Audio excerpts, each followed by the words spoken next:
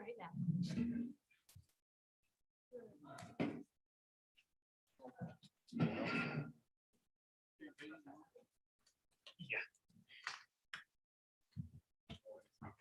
Why did you say? Hey.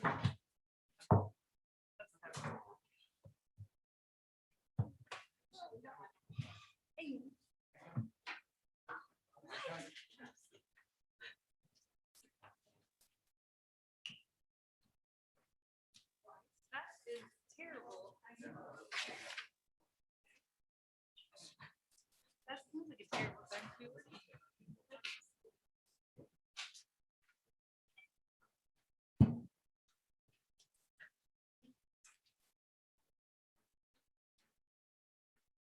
Do you have a partner who would get in bed?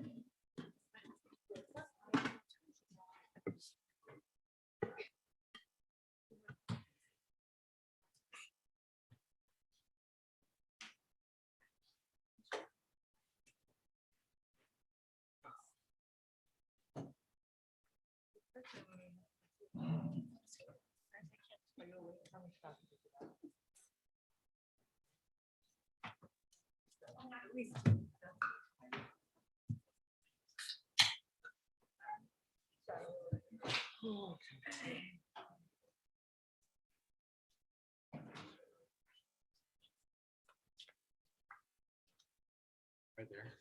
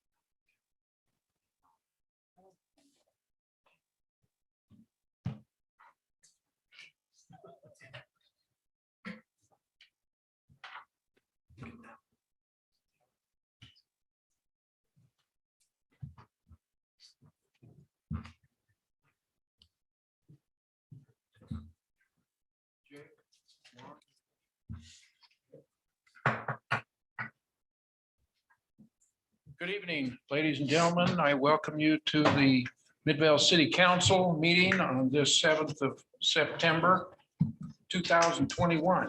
And we want to invite you to participate in this public meeting if you feel so inclined. We are offering it online as well as, of course, here in. The audience can't hear. Mayor, you gotta get right up to your mic. Is this better? Is that better? Can you hear me? Some can, some can't. That's Okay. better. Okay, thank you. I want to welcome everybody to the Midvale City Council on this 7th of September, 2021. And we've got this being broadcast by Zoom and also in person. So we're glad to have everybody participate. You're welcome to participate in this meeting. We've just concluded our workshop in which we heard a presentation on the annual presentation the Arts Council makes to the City Council, reporting on their organization and stewardship. And we also heard a discussion and participated in a discussion on the possibility of creating community gardens within our city, and where and at what expense and over what time schedule. And so those were some of our considerations. So now we're within our city meeting, and I want to welcome all of you here. We're going to begin with the Pledge of Allegiance. So if you would please join with me.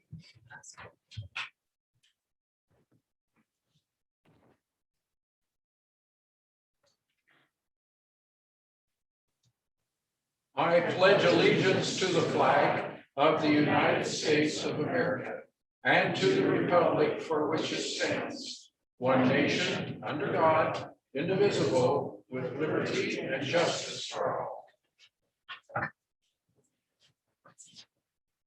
Thank you. Rory, would you call the roll, please? Yes. Councilmember Sperry's having trouble getting in. You can see him.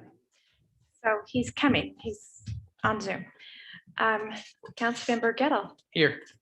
Brown, Here. Robinson, here, and Glover. Here. Thank you. We'll begin next with a report from the Unified Fire Authority. We welcome Chief Brad to come up and make that presentation, please. Good to have you here. Great, thanks. Thank you, Mayor, council members. It's good to be here. I think I'll jump right into our quarterly report that I talked about last time I was up here, and there were a question on some of the numbers. So Jake, if you wouldn't mind pulling that up. If you'll remember, some of the quarterly comparisons to previous years of the second quarter didn't match up. They were just strangely low. And so I contacted our IT department. They got with Intera, the software engineers. They fixed that problem. So if you look on the far top right, the 4-year monthly comparison for April, May, and June, the 2021 number is in black. And you can see that's significantly different from the last report I gave. And it shows that we're actually higher for all 3 months for this second quarter on our total run volume. And just quickly, I won't go over a lot of this again because I did last time I was up here, but the total incidence was 949. The emergent calls of those 949, 111 were emergent. What emergent means is that's a working fire call, or on medical, it's a Charlie or Delta, which are the more serious calls that require advanced life support, or our paramedics. So that's what that emergent number means. Okay, and that help explains that. And if you'll scroll to the next page for me, Jake.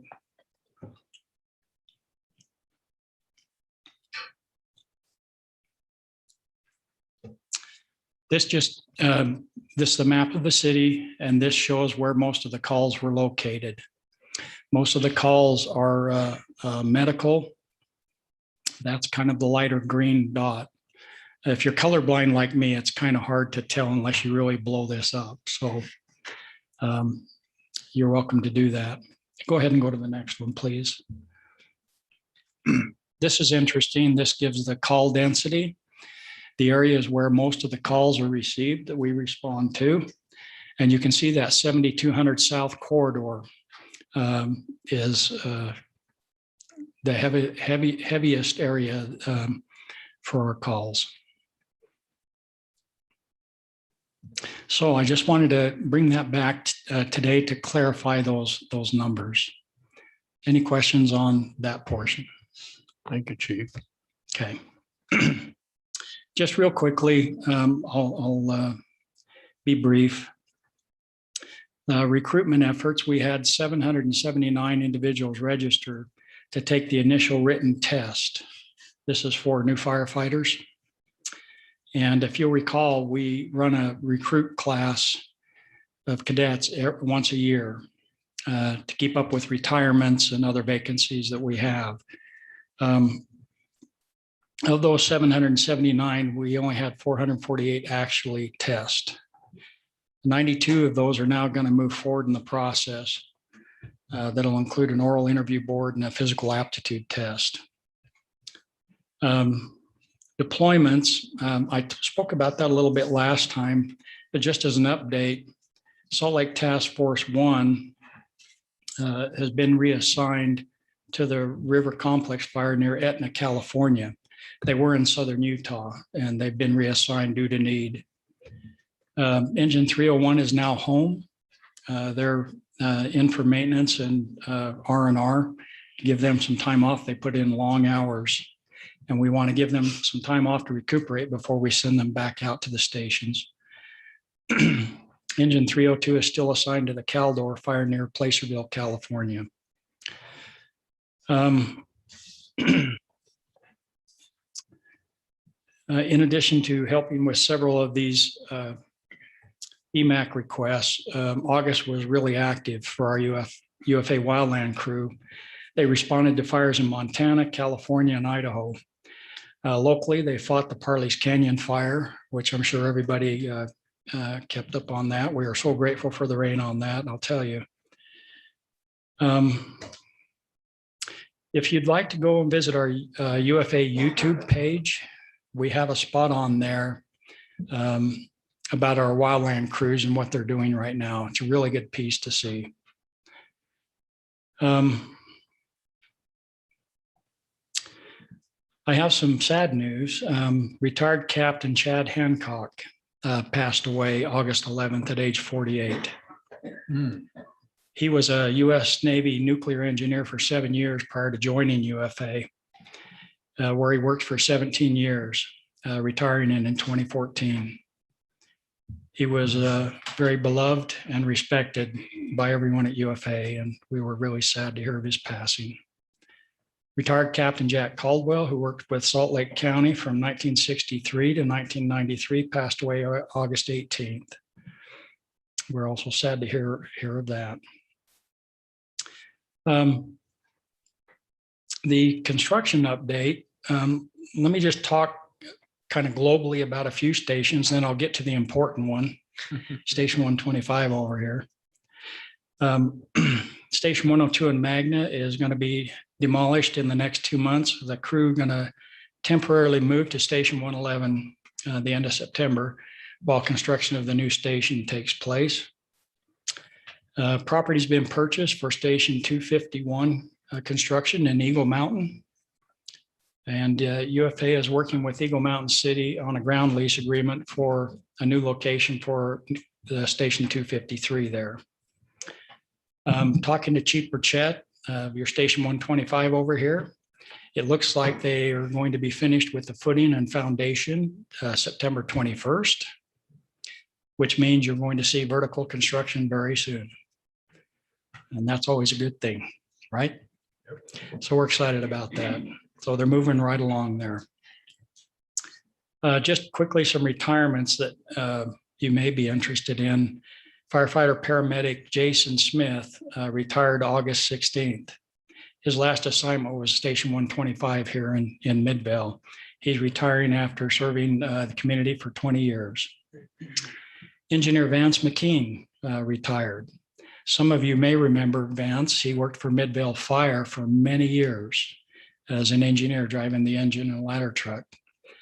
He's retired after 20 years of service.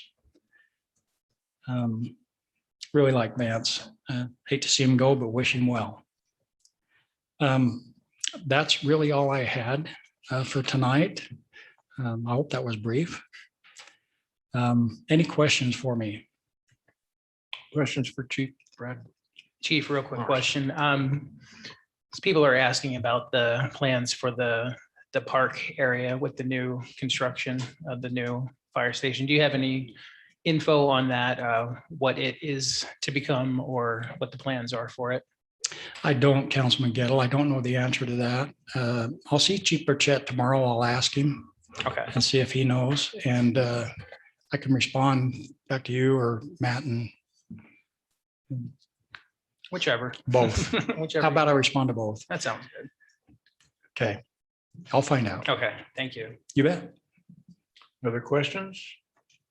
Comments? Okay, thank you very Chief. much. Appreciate you. Yep, thanks. We're looking forward to vertical. Okay. Our next part of our agenda is public comments. The microphone is open to you for about 3 minutes. If you'd come up, please state your name and your comments. If I may, Mayor, before the first person comes up, or if anyone comes up.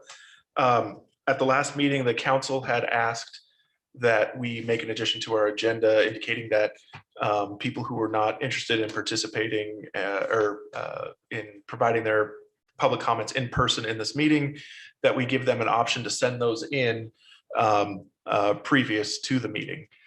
We did incorporate a version of that in this agenda. We did not receive any comments through that. Now, I want to be clear, that's not to say that we have not received comments from folks on things pertaining to city business, as much as what we asked is that if someone wanted to send a communication that would be then forwarded onto the council, they needed to indicate that in their communication, and we did not receive any of that nature. So that change has been made. If we find ways to improve it, we will do that, but we will continue to do that and provide that option for people to submit electronic comments. Thank you. Okay, thank you. So anyone in the audience like to comment to the city council, please? Please come up, state your name. Yeah, I am Owen Fisher. We had a discussion last council meeting, and I want to give kudos to Matt Dahl for at least coming out and looking at it. Okay, this is a pipe that no one wants. Nobody owns it.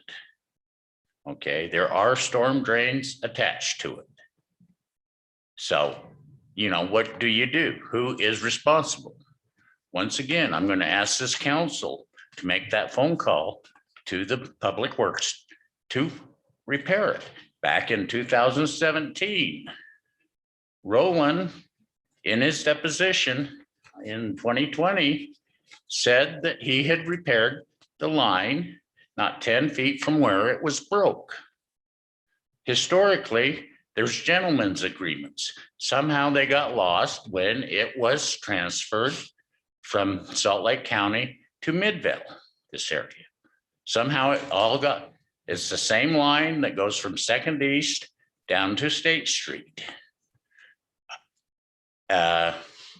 This community was built on mining and farming. The mining is completely gone. The farming, some of us are holdouts. It's a way of life. Now, I know some of you, I recognize the names, have been in Midvale a long time. You remember the open ditches. Well, when they rebuilt this, according to one user, they came along and said, we're putting in a pipe, and you're going to live with it. Whoever was rebuilding 7800 South in 2002. We can't repair it. We don't have the equipment. I don't think you'd like me driving a backhoe up there and tearing up everything, or even a Vector truck. Now, we are told, well, it's not beneficial to Midvale. When it's beneficial to some citizens, it's just like the Arts Council or the community garden. Yeah, there's a few, and it will help. It will be beneficial to us. So there is your benefit. Everyone keeps saying there's no maintenance agreement. Who are you going to make an agreement with when no one owns this pipe?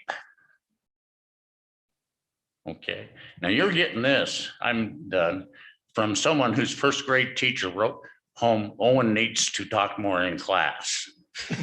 Now, I'm going to become an advocate, and I'm going to start knocking on doors. I'm going to find out why so many people are dissatisfied with this council. And I will let you know, because this is not right. It seems like the little guys are getting shoved aside. We have all these planning things. I looked up the schedule one day and I go, holy cow. They got all these meetings planned. They don't have time for us little guys. Take time for us little guys. Get out from behind them little electronic devices and get out and meet the people. Go knock on doors. Go talk to them in restaurants and at the grocery store. See what is bothering them about what Midvale does. We have an identity crisis. I tell them I live near 7800 South and 300 West. You go, oh, you live in Sandy. No, when I was a kid, it was always, oh, you live in Midvale, get away. Come on, let's do some work and get Midvale moving on this. We need to improve Midvale's image along with helping the citizens. So I see I have about half a minute, so I'll shut up because there's a lot more I could cover. I have 4 pages of notes and I just winged it. So, but please help us. If you haven't already, you can always have those copied and provided to us and we can share them. Oh, they're just my personal notes on what I wanted to say. And it would have gone on for about 10 minutes. So Thank you, Owen. we're gonna, but yeah, get out from behind them desks and get out and meet the real people, the average people. Don't worry about these guys building these buildings. They're ugly and we need community gardens. You got a supporter there. All right. Okay, anybody else?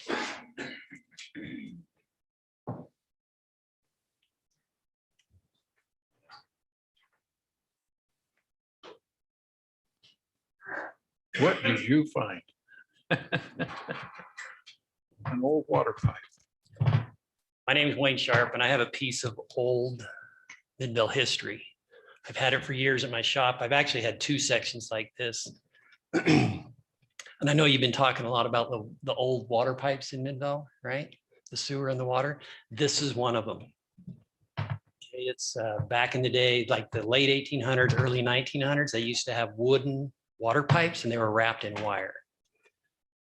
I had 2 sections, like I said, and years ago, I brought one in and the Unified Fire Department wanted it. I'm not sure what they did with it, but we gave it to Chief Higgs at that time.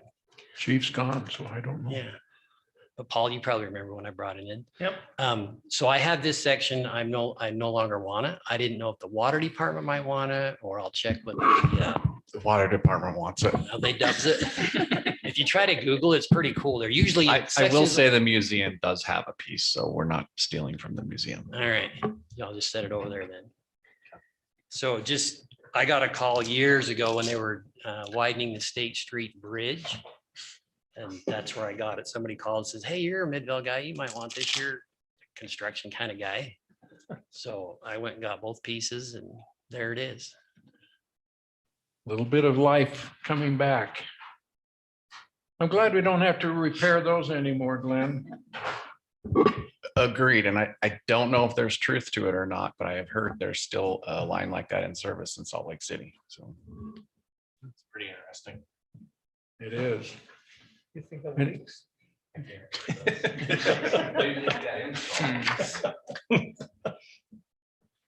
We still have time for more public comments if there is anyone that would like.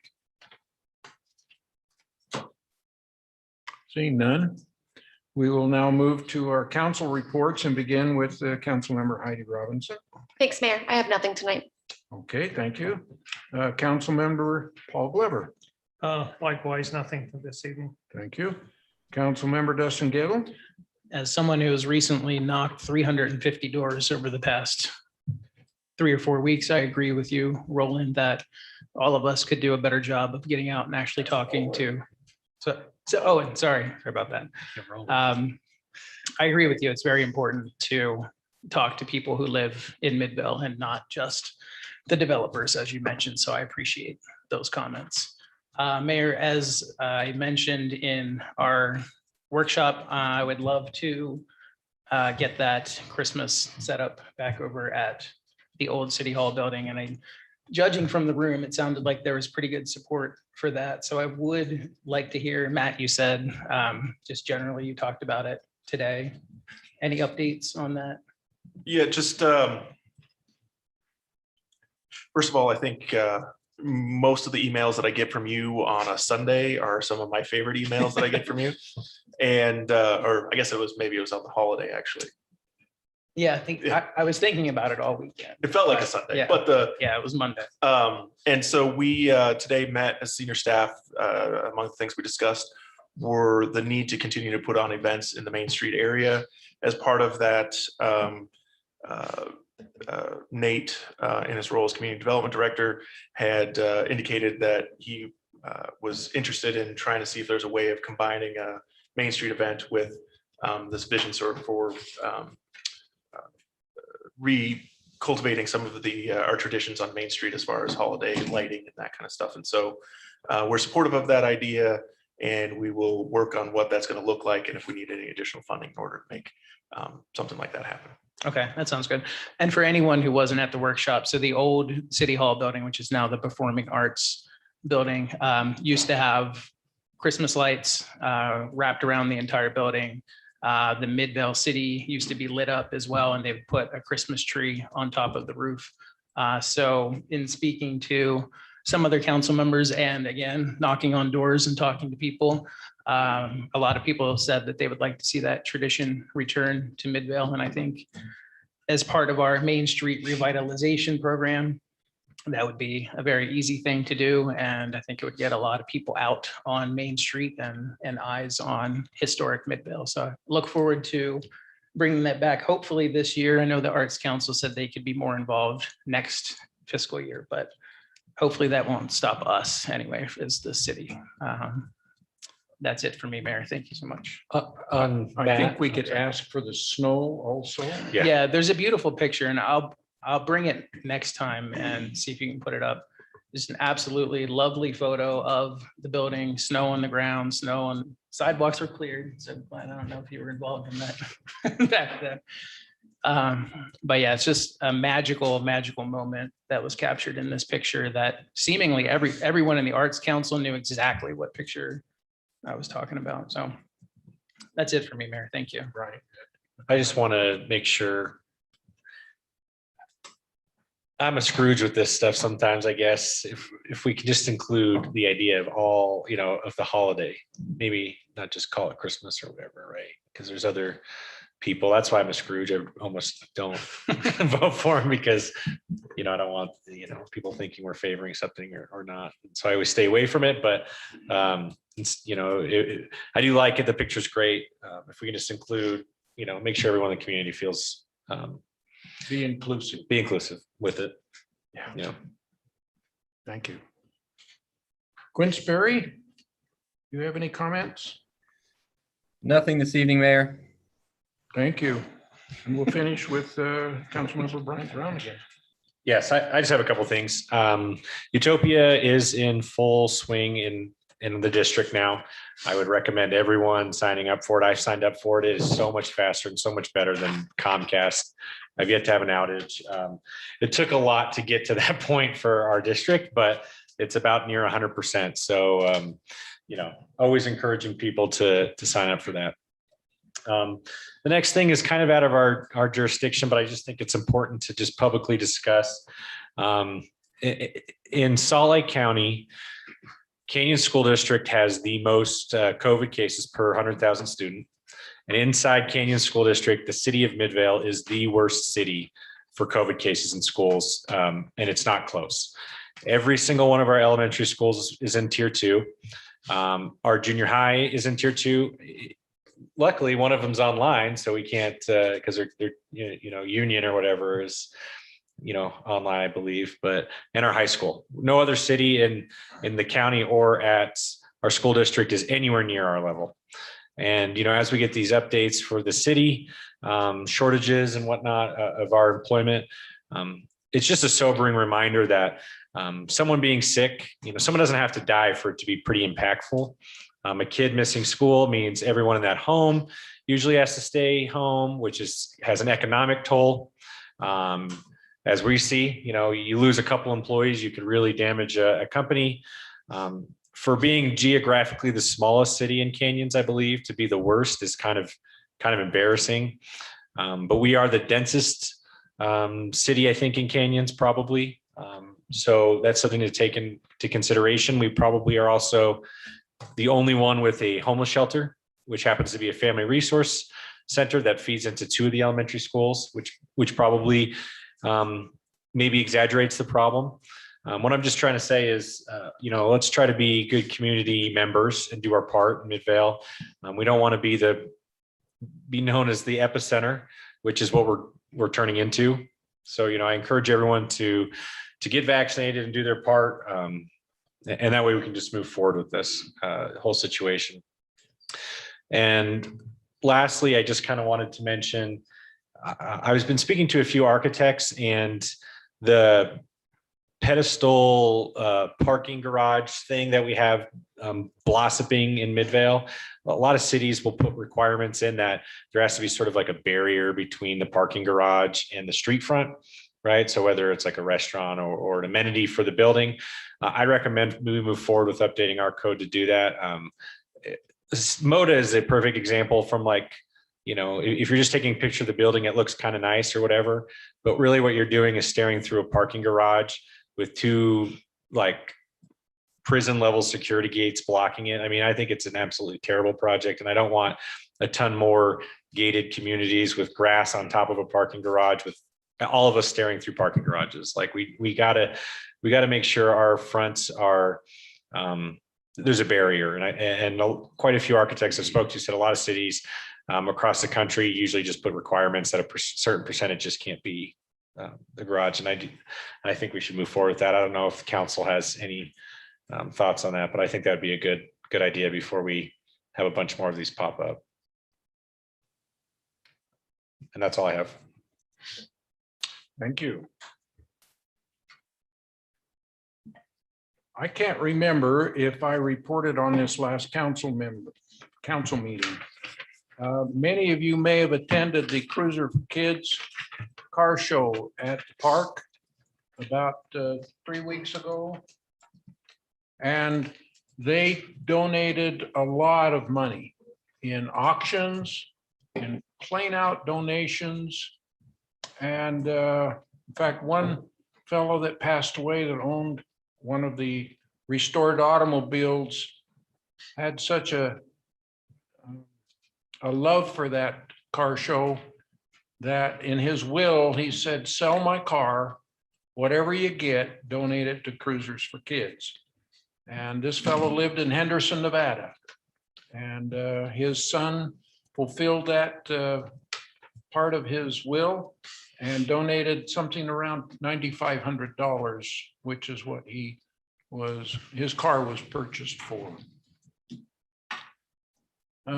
About a week ago, I was invited to go with the Cruisers for Kids in a restored car caravan on 700 East up to South Temple up to Virginia Street, up to Fairfax Street, where Shriners Hospital is located. And the final number that they were donating was always done with a wipe-on marker because it kept changing. Even while we were at the hospital, it kept changing. But the final number they turned in was $43,153.97. And that was just absolutely magnificent. There is a gentleman that builds tricycles for kids that are ambulatory, non-ambulatory. I mean, they cannot walk, they cannot run, they cannot get around. And so he builds them so that whatever arm function, hand function, finger function, mental function they have, they can direct that tricycle around safely. And there were 4 of them there in varying levels of handicap, and they were all getting around the parking entrance to the hospital in their trike. And it was truly a heart-tugging moment for all who were there. Anyway, if you had an opportunity to participate at the Cruisers for Kids, thank you, and look forward to next summer when they do it again. It's an annual event. They it seems like it was 27 years is how many they've done consecutively, except for the COVID year last year. And so their work is very much appreciated. I think that's all I am going to comment on tonight. So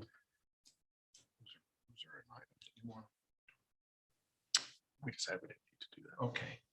Mayor, is there a way that I know we sometimes donate money from the city to like golf tournaments and stuff. Is there a way that we could donate money to that cause of the Shriners Hospital?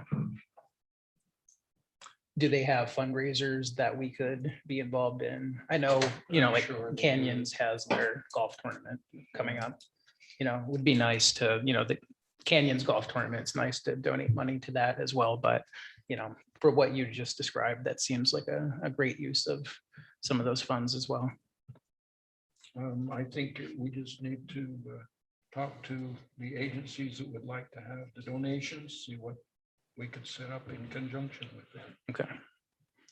And I know Kyle's sweating over there to talk about money, but it seems like a worthwhile cause. I know working from home, one of the things that you see a lot of daytime TV, and Shriners does a lot of daytime TV advertising. I wasn't as familiar with the organization as I am now after a year and a half of working from home, but the stuff they do is amazing.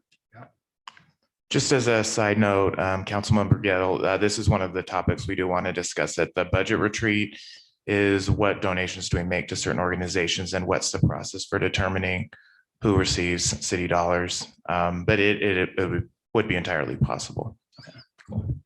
I also want to add to that in this last budget, we allocated $5,000. I mean, I guess all of the money that we spend, the council spends it, but I mean, you set the policy for it, but we did allocate $5,000 specifically for the council to allocate towards projects of particular interest to the council. And that could also be another source of providing contribution to these things if the council agrees on how that should be spent.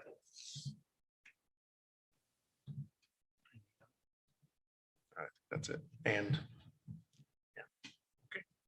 All right, we'll now move to our department reports and ask Glenn to come up and give a report on Public Works, if you would, please. And let me say before you get too far, I've been out campaigning and there are residents here who just praise Public Works. That's good to hear. After that windstorm coming and cleaning up the trees and limbs and It's actually in the report here. I got some stats Oh. for you. go for it. Anyway, you got lots of fans out there, Glenn. Do you have it pulled up? Sure. Oh, first slide even. I know it's been a minute. I've been out playing a little bit and hadn't had opportunity to report on this. It's okay.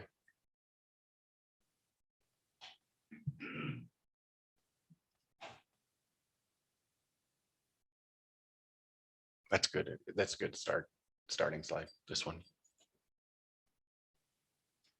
We're good. Oh, okay.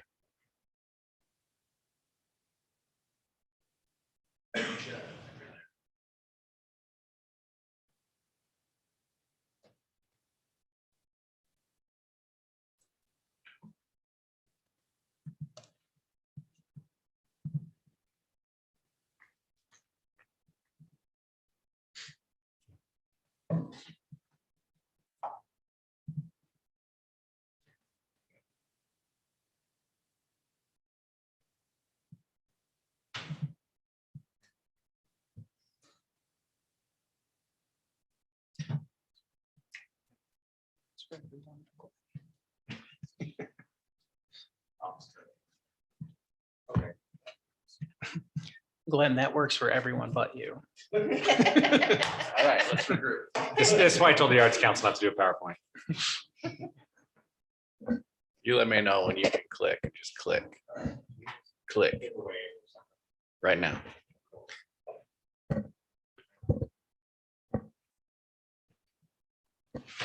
All right.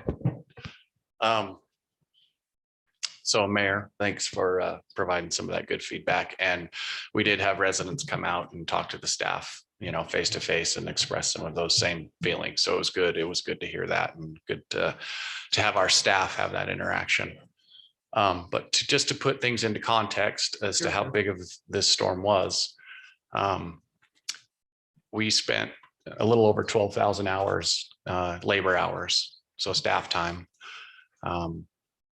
which equates to $48,000.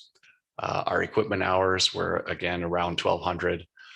We used FEMA equipment rates to come up with that number. It's a strategic move in that if we document it that way, that's what they will reimburse to. So that's where that number came from.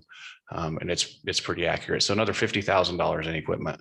So we're looking at, $100,000 cleanup and 170 tons of trees removed. So it was no small task, but we got it in the middle of harvest days, and it's good. Good that it's over. It's good that it's over. I do just a little editorial on there is that the night of that storm, once it was done, I drove into Midvale and was kind of checking some stuff out, kind of came around Main Street and went a couple different neighborhoods, did not go through this one. And there was limbs and things that had come down, but I didn't know how bad it was. So first thing the morning after, I get a call from Councilman Glover saying, "Hey, Matt, there's a problem here. It's a war zone over here." And I'll be honest, I had a moment of like, sure. Since I had just been in the area that night before, and not that neighborhood, but in the city. And so I drove over there to go check it out. And it was incredible how such a small area of the city was so hard hit when compared to with other parts of the city. And so I guess I only bring that up for all of the ones of people online that are listening and whatnot, is just how quickly staff went out there to assess the issue, start talking to the neighborhood, and then also that Paul was first thing in the morning getting us out there and to go deal with that. So appreciate you getting us on that project. Well, and I was a little surprised because the lady called me and says, "I got a tree down." And I said, "Okay," because she didn't say how big a tree or whatever it was. And I said, "Well," she says, "Can the city come and pick this thing up for me?" I says, "Well, I'm not sure. I'll come and check and see what this is like." And I started driving over there and I go, "Well, by heck, we've got a problem, a major problem."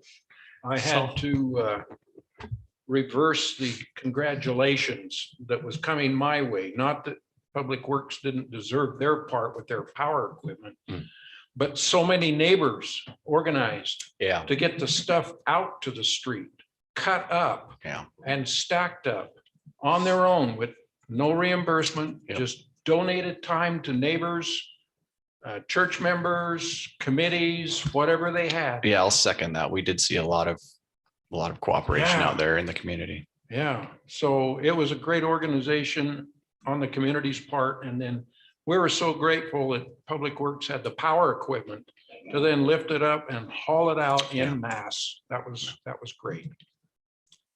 And as a council, and I appreciate the response from the city all the way around. Yeah. You guys were on it, and as soon as I called, you started coming down and checking it out, seeing what we could get done. So, Thank you.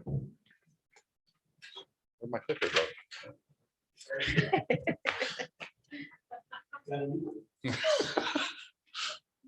All right, so irrigation and stormwater have been kind of a topic here as of late. So I just wanted to touch on it a little bit. And I'll kind of go into the history of things. Canals and open ditches did used to be the way to move water for irrigation and private irrigation.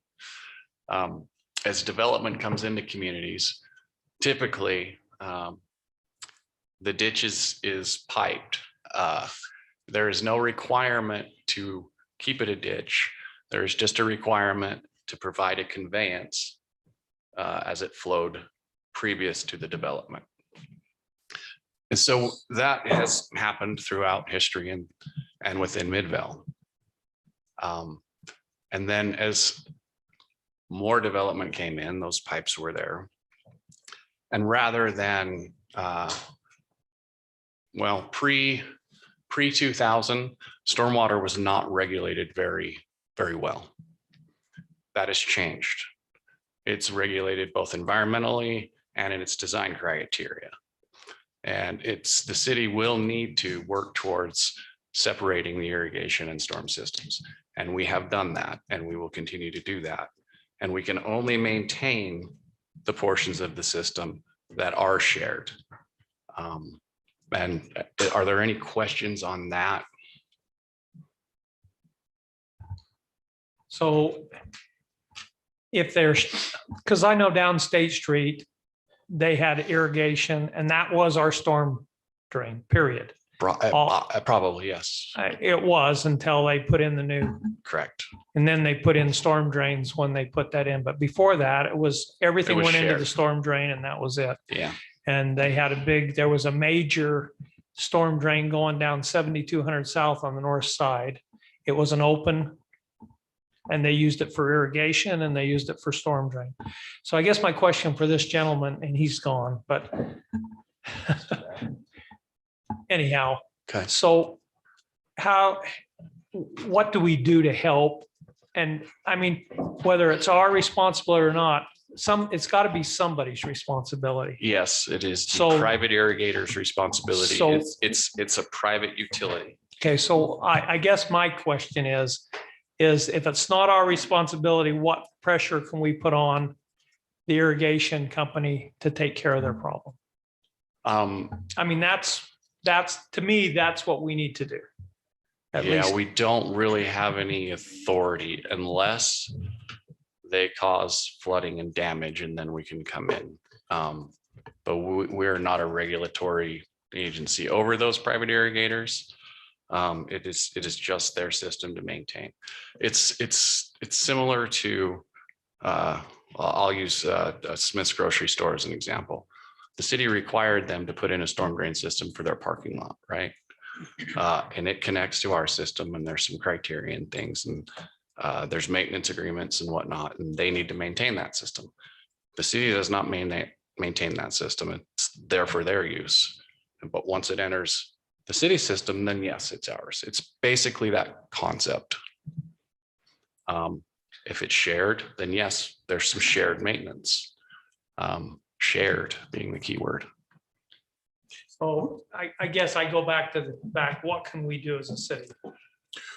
In this particular case with this situation, we met with them on site today and we told them that we would sort of reinvestigate and make sure that our understanding is correct and see,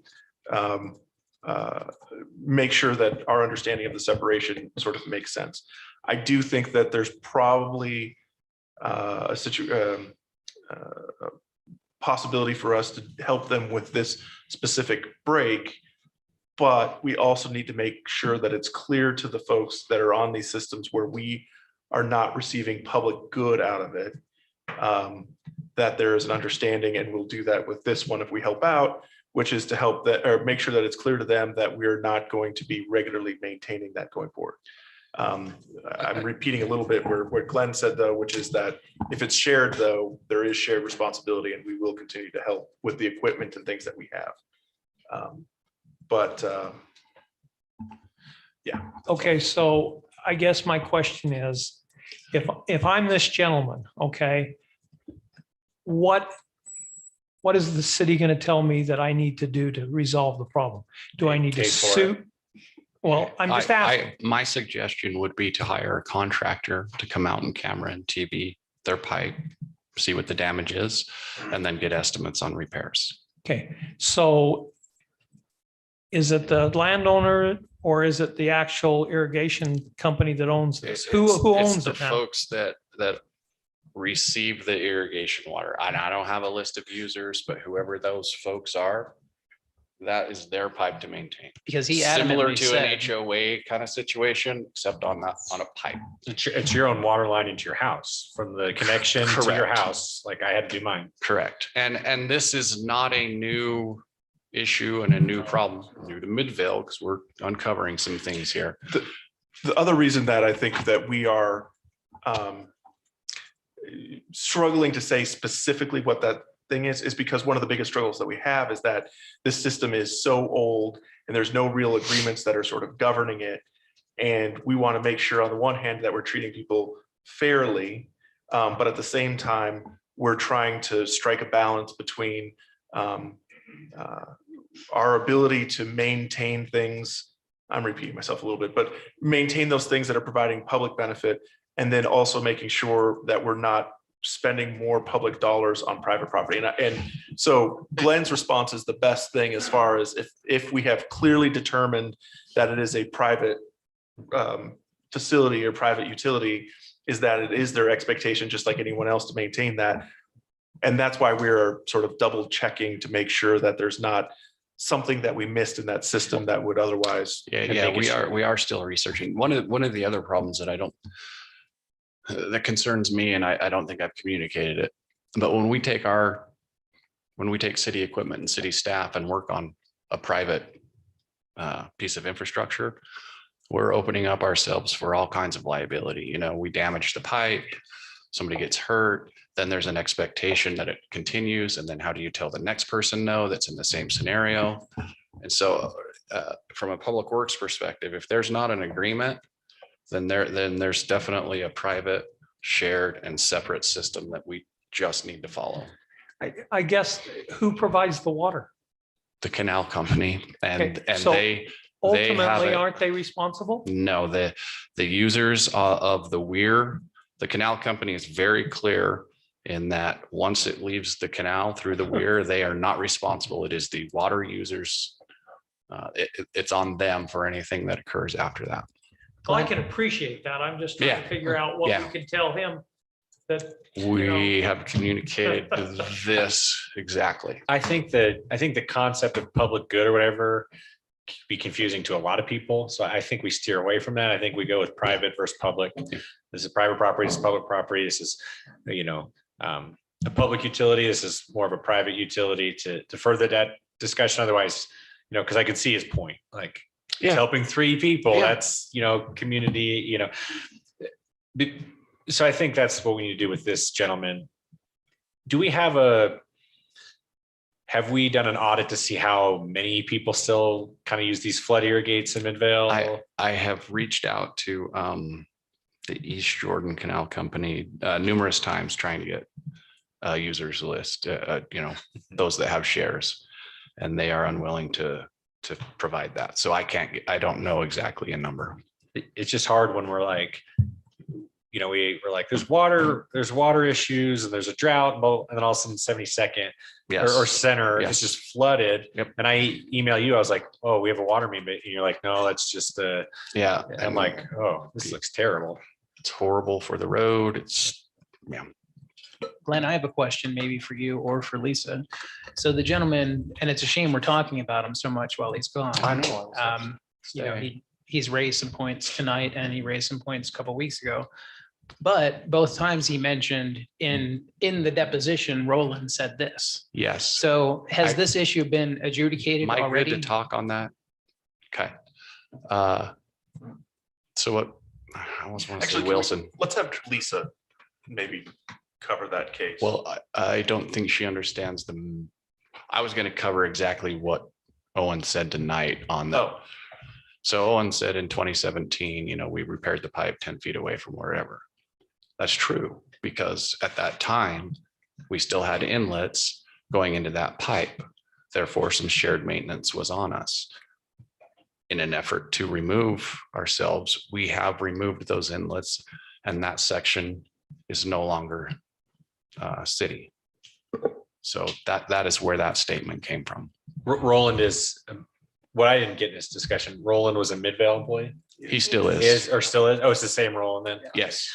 He sounded like a supervillain the way he speaks about him, so I wasn't sure. No, Roland just. So to be clear, Roland's not communicating what Yes. via me, and Roland's a very good guy. So just to answer my question, then the issues that he's bringing up, have they already been adjudicated?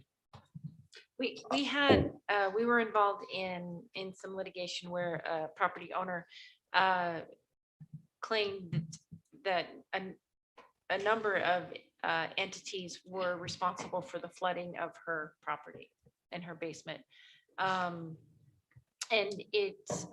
we were dismissed of that at a summary judgment motion because of the private versus public issue Okay. that we didn't have that responsibility because it was the shareholders and water users' responsibility.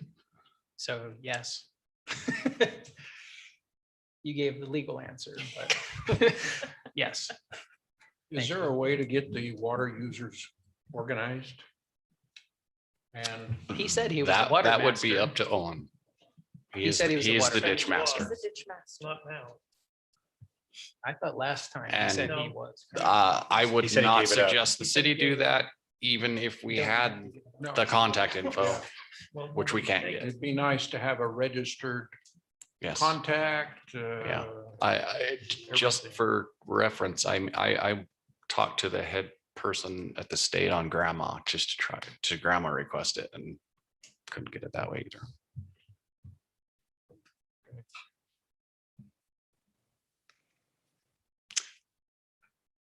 We hammered that one. All right.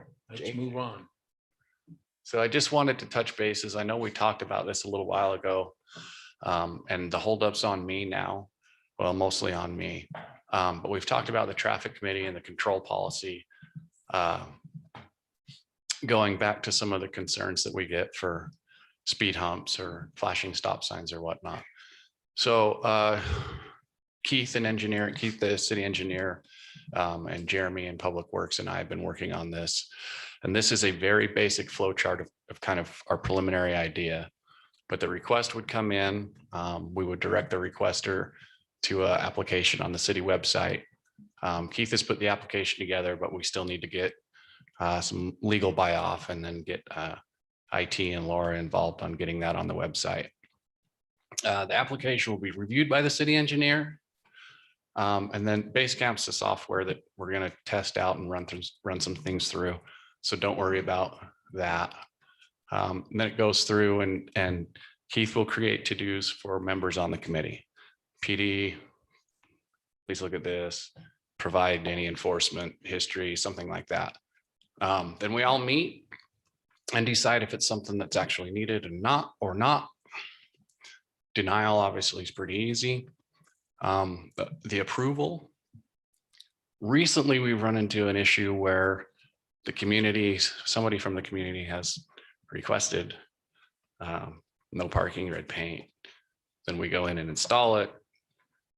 Other people in the community are then furious. So before this would get approved, there would be 60% support in a general area before it could move forward. City engineer would verify those signatures, and then we would get into the cost, and that's kind of where it would come to you. The numbers aren't set, but anything under 3,000 would be approved and sent to Public Works to install. Having said that, we currently only have a $20,000 budget. So we would need to prioritize or get more funds. Anything over the $3,000 amount, excuse me, we would send to the CIP committee or senior staff for approval. And then hopefully, if it's approved by CIP, then budgeted for the following year. But I just didn't want you to think we had dropped this. We're still working on it. I figured you were. Okay. And that is my report tonight. Are there any questions? No? No, I think that's a really good idea. Because we get these requests and people don't think that we're doing anything. about Yes. it, Yeah. Which, We're working on which it. obviously we're trying to, but Yeah. this at Okay. least gives them Gives them a process. process to do it. Yeah, exactly. Okay, thank you. Thank you, Glenn. Okay, now we will move to a set of public hearings. You're going to be treated a little bit differently than we have in the past. If you have a copy of the agenda, you will notice that there are 14 of them. And we are going to talk about them, but we will take the action as a consent in the consent agenda following their descriptions. Because 14 times saying the same thing on these different projects would keep us here a long time. And it would not accomplish anything more than this solution that has come up. So we want to invite, who's going to do this? Me, I will. Elizabeth, Yes, come on up. Thank you. Mayor, don't we need to open a public hearing? Yes, we do. Yes, let's do that right now. I move that we open a public hearing. Second. We have a motion and a second to now open a public hearing. Any discussion on this process? It's a little different. Just to You be, want to talk about? just to clarify, item A is its own It's different. item and the action can be taken after this. You're right. But B through N will be in the consent agenda as you discussed. Okay, so I modify my instructions and we're going to have a public hearing, which we have a motion and a second. And we need a vote or So all in favor of opening a public hearing, say aye. I Yes. Any opposed? All right. Now, so we will have a separate presentation on item A to consider a 5-lot preliminary subdivision plat located at 51 West Alabama Drive. And then I'll go over again the B through N. And I think the last item is also not on the consent agenda. Is that right? It's on the consent agenda, but it should be taken as its own item. Yes. So the first and All last. right, all should right. be. So welcome, Elizabeth, for your first presentation to us. Thank and you. Your first of 16 presentations to us. Yeah, tonight. yes, they threw me right in here. So, yes, this first item is 51 Alabama. This is a preliminary subdivision. So, your vicinity map here shows just kind of right by Center and State Street. It's just off Alabama and Birch. You get that one up. Or this one. Sorry. Nope, you're fine.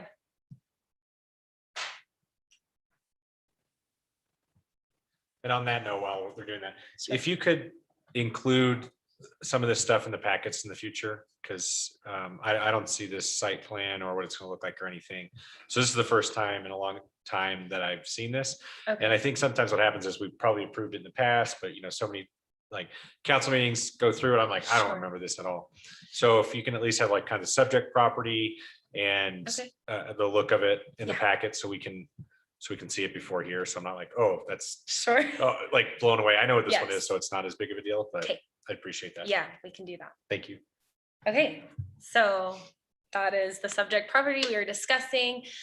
This is just a proposal to individually subdivide the townhome units so that they can be individually owned. So it will just separate them out into 5. This is the plat that is proposed.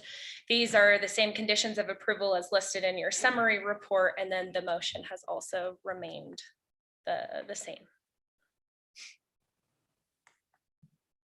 Okay.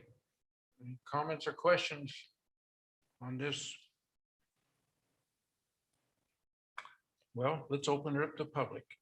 If there's any in the public that would like to comment on this consideration at 51 West Alabama, they're invited to come to the microphone. State your name. Maureen Butler, and I have a couple of questions. Is this the ones that are already built? Yes.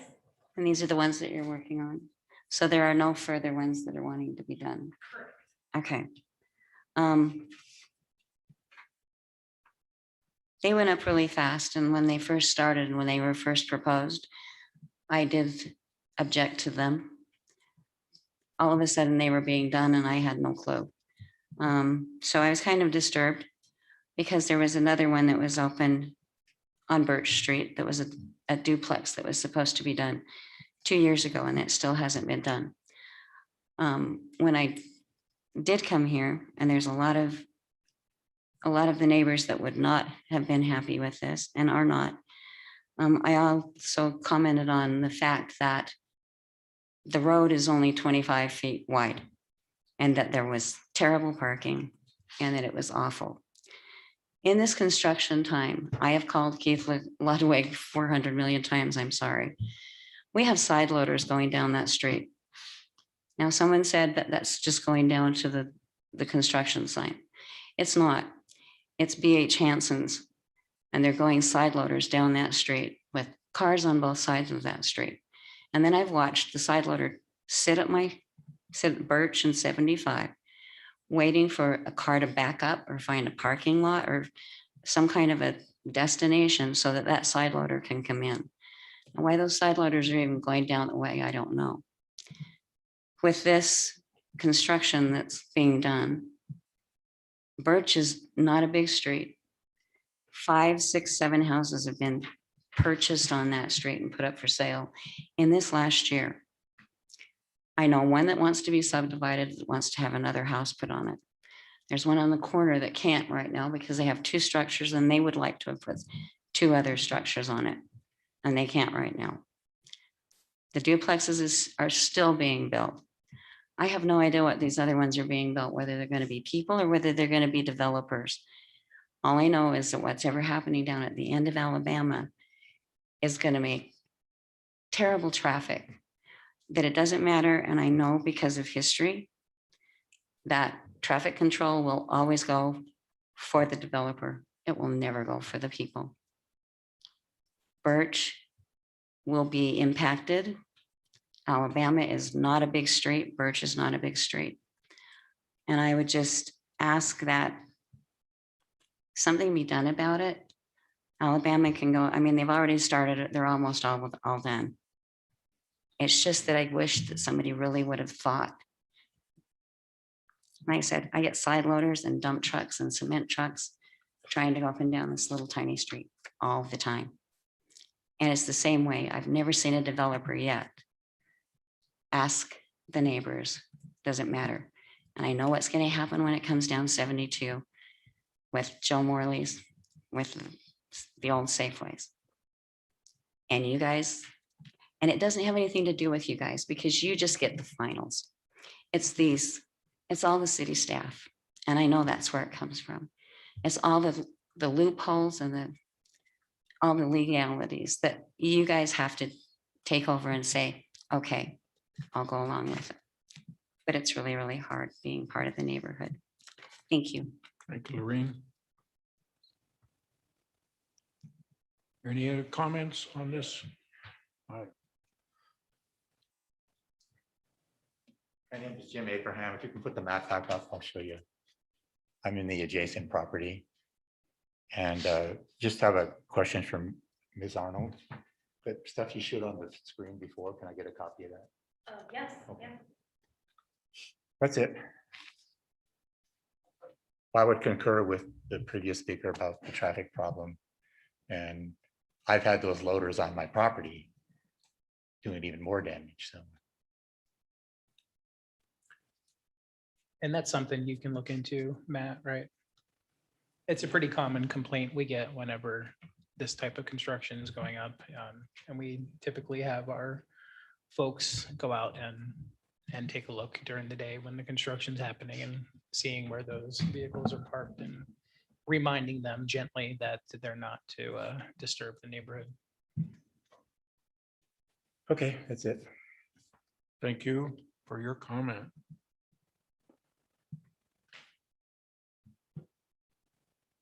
Yes, sir.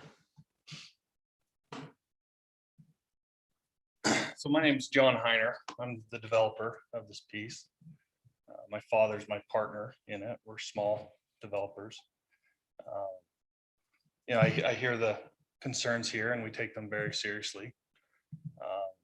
You know, it sounds like some of the traffic isn't associated with us. We don't have side dumps coming, but we've certainly had our excavator there. We strive to keep them on site or within our access easement and simply for access. But a couple of things I think are important to note about the project.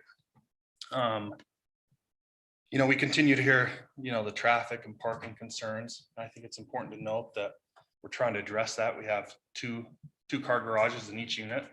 We could have done higher density, but we didn't because we take pride in our projects.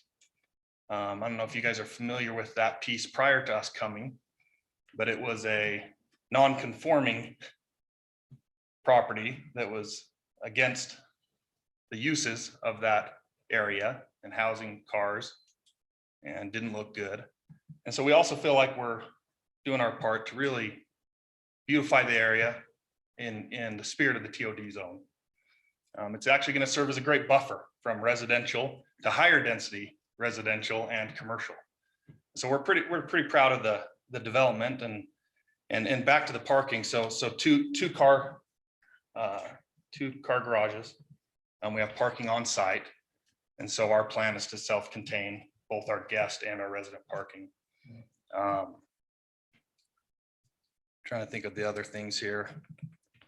Oh, the other thing I think is important to note on this is an already approved project as well. The reason we're kind of doing this in two phases and we've come back to do the plat is the city had recommended, and we thought it was good that would be a good way to get going on the project so that the plat approval process didn't slow it. And so that's why it's two-part, but we have gone through at great length, the site plan and whatnot to make sure it fits the TOD zone and is conducive to what wants to be accomplished here in the city in that area. But we're committed to work and continue to work with Jim Abraham. He's been frustrated with the project. We're certainly striving to mitigate any of those problems at the city level so the police department doesn't get called out every day and we don't get yelled at every day. And we'll continue to do that as well and certainly limit traffic up and down that road. We try to get our excavators in and get them out. The good news now for those residents, one of the complaints was the developments there have taken too long. Well, ours isn't. We're getting it done. And we're going to get it done. We're going to get it done quick. And so we'll be in and out of there, and a lot of our excavation projects are now done anyway. So there'll be some landscaping and whatnot, but we'll keep trying to work with the city as best we can to mitigate a lot of the current concerns you're hearing. Thank you. Will these be for sale? Is that why there's the 5-lot subdivision? Or we feel like we want that option. We feel like there is also a market for people that would like to own a home. But also the market shift a little bit. Those are also the same people that would like to walk the tracks and not own a car always, and would like to get around the city easily. So they have the American dream. They want to own the home, but they don't maybe want everything that comes with that. And so we feel like there's a market for doing that in an affordable way and still putting out a great product. So I want to say I appreciate that. I do think one of my biggest fears of the TOD zone always is just a ton of small rental units that just seem to always increase in price every year and push people out. I do always hate the construction phase because no matter what, it's just hard. You have to use big equipment. It can be noisy. That being said, sometimes developers don't always play nice with the area, and I don't know the situation totally. The side loader thing did make me worried because I didn't feel like you would probably need a lot. So we definitely should look into why there's side loaders going down a street that's really small that might not be tied to this project. Might be, but that worries me more than anything because there's like kids and stuff playing, and if they shouldn't be there, they shouldn't be there at all. Overall, though, I'm, as far as TOD zone goes, this is on the better case scenario with the for sale. So I appreciate that. Hopefully, the future developments follow. Hopefully you can set a trend for any of those future ones. So, hopefully we can work something out though. So I'll give you just one quick, I know I'm at time, just one quick example of what we've done as well to get along as best we can with the neighbors, knowing that it's just naturally a frustrating thing to have that equipment construction going there. We have an access easement. An easement that is pretty broad in its nature. Our legal counsel takes that to mean we have an easement to access and enjoy our property. But in an effort to mitigate any concerns that Jim might have with that easement, we went and acquired another easement, paid for it. Even though our legal counsel said, look, you don't need to do that, but we worked with the neighbors to the north and acquired an easement to put in utilities, just to limit disruption as much as possible. So we'll continue to do those things. That cost us a great deal of money.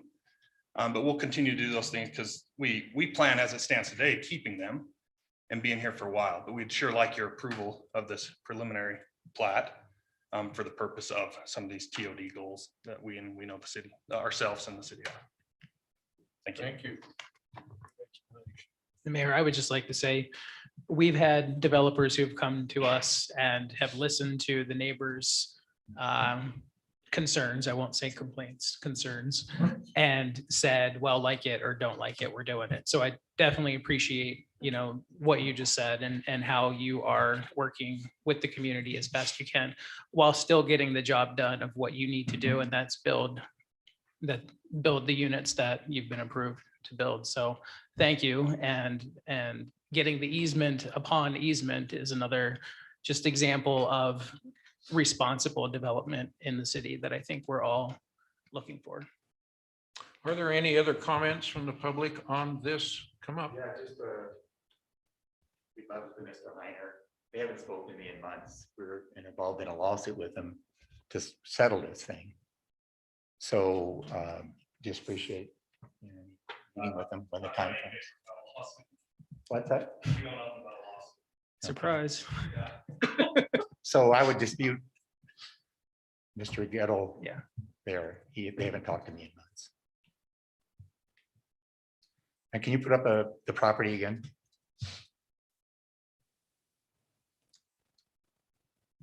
They're going to be selling the individual units, like if you guys approve it, and I'm not objecting to the project. But who owns the common area? Who's going to control that? Typically, it's like an HOA, tenant. right? So it'd be community run HOA. Is that right? With you? Yeah, the documentation's all there. Yeah. So if there's any infraction with the parking on my property, I would, You would go out, you would contact the HOA. okay. Yeah, so All right. I'm guessing they're gonna offload the property. The HOA would run it eventually. I don't know how long.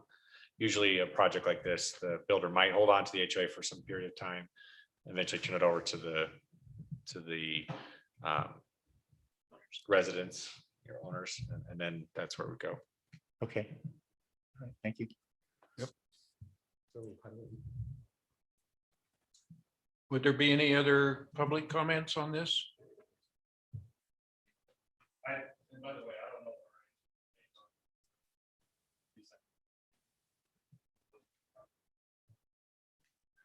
My name is Kent Montgomery, and just a comment. There's two different issues here. The side loaders that are going down, I've been on that street many, many times. I own a home on the street, and it's coming from Hanson's, and it's a nightly, daily event with multiple 18-wheelers coming down there. And What's Hanson's? That's the Hanson's is there on State Street with the construction company. And halfway down, if you're Oh, going, yeah, okay. if you go north on Birch, halfway down, as you look to the right, you'll see all of the 18-wheelers there. I've come south on Birch trying to turn onto Alabama, and there's an 18-wheeler there. And I had to back up, pull up onto the sidewalk, almost pull onto the grass so the guy could make the corner there. It's a dangerous situation, and that should be addressed separately from this situation. I don't think those have been part of their construction. Thank you for clarifying, and we will get on that. I have one question about the units themselves. You mentioned there's 2-car garages for each unit. Is there going to be a driveway, or is it going to be one of those like half driveways that you see with a lot of this new construction where you couldn't actually park a car in it? It's almost like you go directly into the parking garage. If I understand your question right, I'd probably answer it as a hybrid. So this site is small. It's not as though outside of the 2-car garages, we have parking spots everywhere. That said, it's not just a driveway. We're nowhere to park. Guests got to park somewhere. Yeah. So we have reserved 2 guest spots in addition to the 10 that are within the actual homes. So certainly if on the 4th of July, we exceed 2 guest cars there, it would probably overflow onto the street, just like anybody living on the street would. but we have some on-site parking. Okay, thank you. Any other public comments on this item? Seeing none, I'll entertain a motion to close the public hearing. A motion, we close the public hearing. Second. I have a motion and a second to close this public hearing. Any comments or questions from the council? Hearing none, all in favor, say aye. Yes. Aye. Any opposed? All right, public hearing's closed on this. I'll entertain a motion. Mayor, I move that we approve the 5-lot preliminary plat for the 51 Alabama Plat A subdivision at 51 Alabama Drive with the findings and conditions of approval in the staff report. 1, the applicant shall prepare a final subdivision plat to be reviewed and approved by the city engineer, fire marshal, and city council. 2, the applicant shall comply with all requirements from the city engineer, building official, and fire marshal. 3, the applicant shall obtain duty to serve letters for water and sewer prior to the approval of the final subdivision plat. And 4, the applicant shall provide evidence that courtesy notices have been sent to Dominion Energy, Rocky Mountain Power, Xfinity, Utopia, and CenturyLink regarding the utility easements on the subdivision plat prior to final approval. We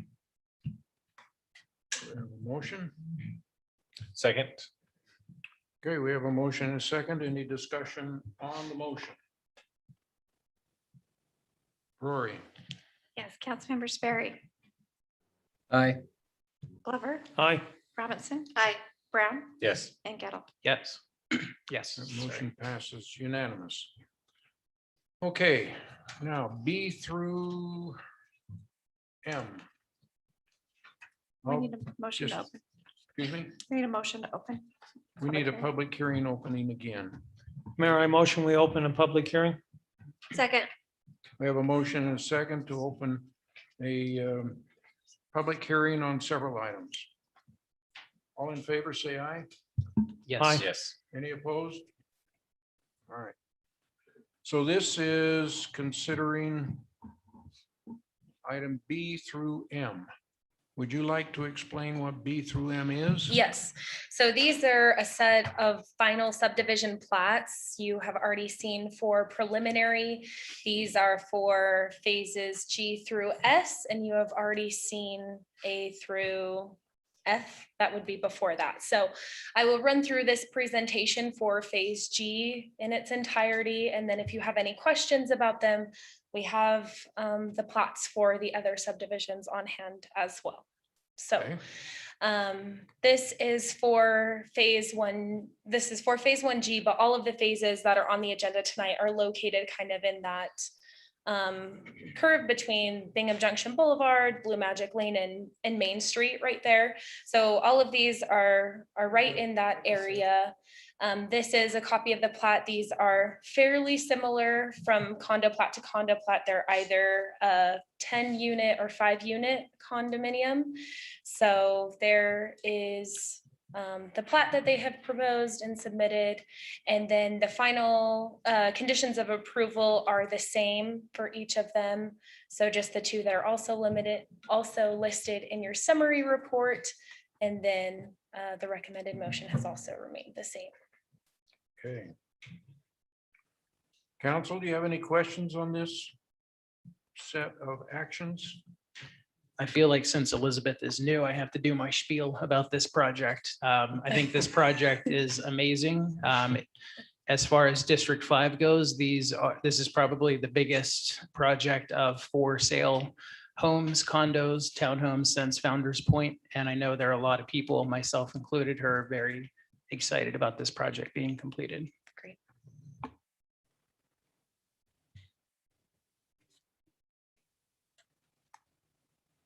I can go on if the names of the roads are kind of cool. There's Iris Lumi Lane, there's Sky Mirror. Yes. There's another one that's pretty cool. I didn't realize there was Blue Magic. Blue Magic is So, another one. It's teetering on cool to less to a little more. I think they put some adjectives and nouns in hats and then drew a couple like Blue Magic. Okay, Now, public, if you have any comments on these, I might just read one of them. And then you kind of get an idea what we're into. We're going to be considering a 10-unit final condo plat for phase 1G, 1H, 1I, 1J, 1K, 1L, 1M, 1N, 1P, 1Q, 1R, and 1S. All of them are located in the Jordan Heights at View 78 project, located at various street addresses in that project that was just shown to us. And are there any public comments on these projects? I see none. So now we're going to go to the consent agenda then. We need to close the public hearing, Do we Mayor. need to vote I on motion that this? we close the public hearing. Second. A second on the motion to close the public hearing, please. Second, Mayor, second. We have a second. All right. All in favor of closing the public hearing on these? Let's see, we're down to 12 items now. Say aye. Yes. Yes. Aye. Any opposed? Okay, we're closed on that. So before we go to the consent agenda, we're going to address item N to consider a 15 lot subdivision, preliminary subdivision plat for phase 2 at Jordan Heights at View 78 project located at 743 West Bingham Junction Boulevard. And Elizabeth, if you would Yes. show us what this. So, first, yeah. I move that we enter a public hearing. Second. Okay, we got a motion and a second to enter in the public hearing on item N. Any questions on the motion? All in favor, say aye. Aye. Yes. Opposed? All right, we are now ready. for Okay. you. Yeah, so this is for phase 2. This is in the same vicinity. Jake, I don't know if you can move this slide. Sorry, my clicker's no longer working. Okay, so the properties we were just discussing are to the north right there, and these ones are in phase 2 just to the south. If you want to move ahead. Oh, now it's working. Okay, so this is the preliminary subdivision to split that larger into smaller lots so that they can bring in the final plats for those individual condo plats. So this is their proposed plat. And then again, conditions of approval and recommended motion have remained the same as included in your summary report. Could you go backwards on the vicinity map Sure. right there? Oh, we're on the other side of the road now. Yes, On the other yeah, side just of to the the road. south. Mhm. Okay, I Yeah. see it now. Okay. If Yeah. you've been back there, they've been doing a lot of clearing out of that Yes. property. Yeah. It keeps going up in elevation. Okay. Are there any in the public that would like to comment on this project?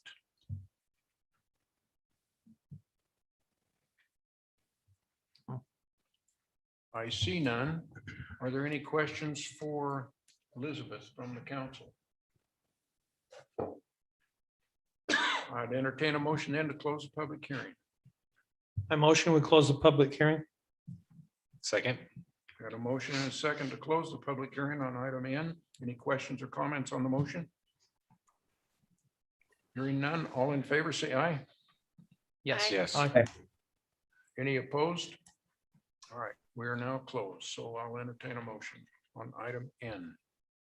Unless you want to take care of that, in the consent agenda also. All right.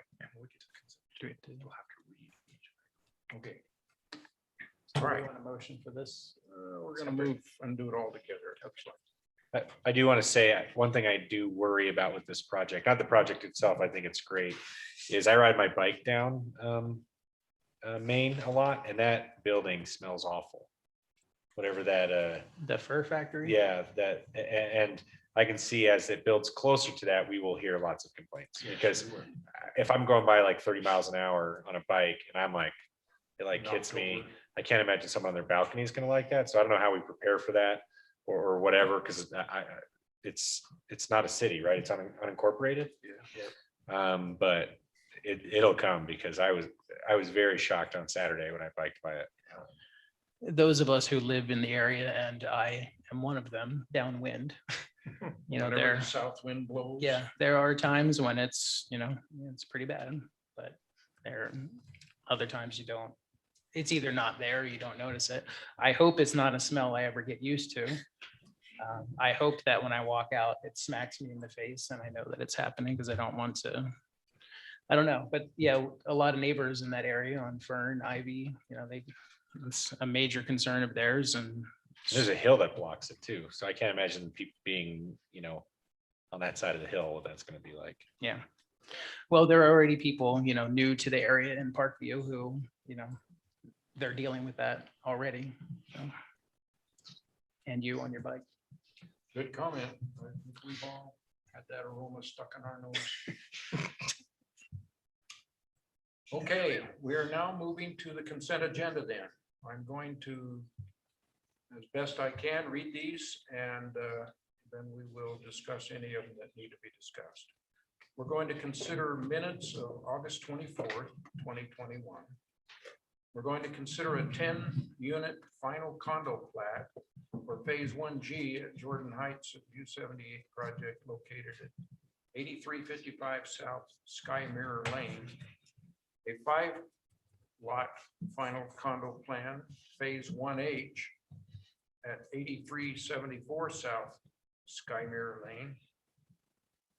A 10-unit final condo plat at 8359 South Iris Lumi Lane. A 10-unit final condo plat, 1J, at 8345 South Iris Lumi Lane. A 10-unit final condo plat for Phase 1K at 8344 South Iris Lumi Lane. A 10-unit final condo plat for Phase 1L at 8333 South Iris Lumi Lane. A 10-unit final condo plat for Phase 1M at 718 West Blue Magic Lane. This is like reading mail that a mailman delivers. A 10-unit final condo plat for Phase 1N at 736 West Blue Magic Lane. A 10-unit final condo plat for Phase 1P at 761 West Blue Magic Lane. A 5-unit final condo plat for Phase 1Q at 788 West Blue Magic Lane.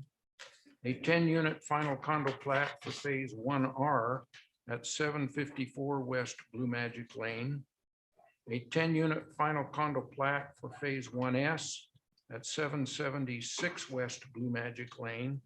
And finally, a 15-lot preliminary subdivision plan for Phase 2 Jordan Heights View 78 project located at 743 West Bingham Junction Boulevard.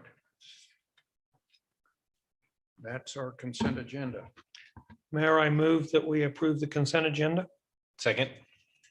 Now, any comments or questions on that consent agenda? We need to come up with a better name for the West Bingham Junction Boulevard. I think you can come up with something crazy. Red magic. Okay, Ready? Okay, Councilmember Glover, Aye. Robinson. Aye. Brown, Yes. Gettle, Yes. and Sperry. Aye. thank you. Passes unanimous. Thank you.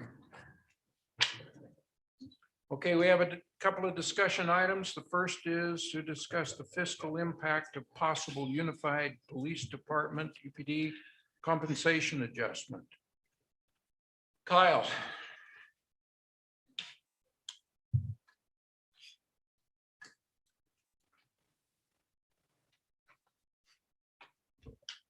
Thank you, Mayor. And while IT is getting ready, although I'm no longer the department director for IT, I did want to appreciate Noah Lee, our IT tech. It's moving on to better and bigger things. And so next week will be his last day. So he's not here tonight, but I did want to publicly thank him for his service. Yes, you did well.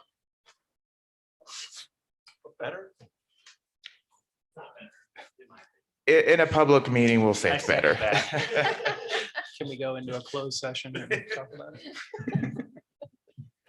So thank you, Mayor, once again.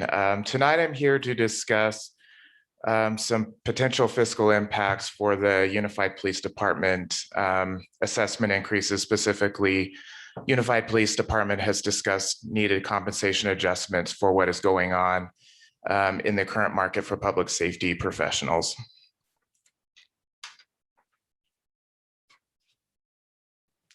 While UPD was here last week during our workshop to discuss most of this, I did want to go through this again for anyone that's watching or is in the public that may not have known what the current environment is in the public safety realm.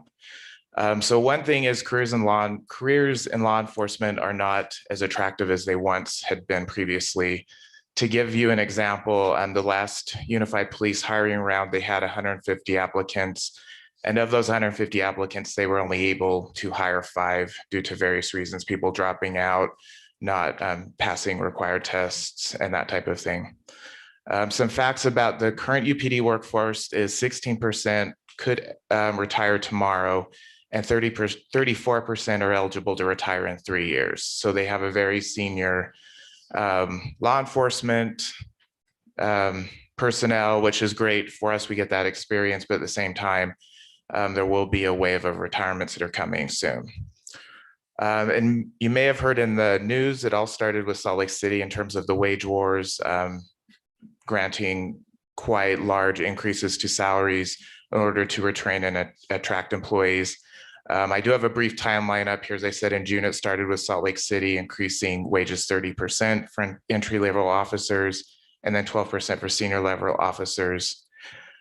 In July, Taylorsville did depart the Unified Police Department, and when they did that, they did offer substantial starting salaries, in some cases higher than what Salt Lake City was offering. And then also in July, West Valley matched Salt Lake City's pay scale.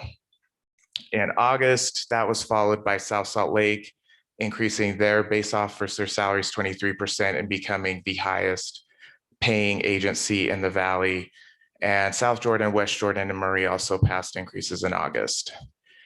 In September, and this is new information from when UPD was here last month, Sandy City is considering tonight police salary increases that would put them in the top 3. They're expected to be adopted, and then Harriman has already approved wage increases that puts them in the top 3.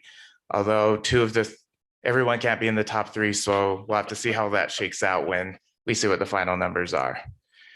And then one thing just of note with a situation that's a little unique to UPD is the townships and unincorporated county are in what's called the Salt Lake Valley Law Enforcement Service Area, or SLVISA.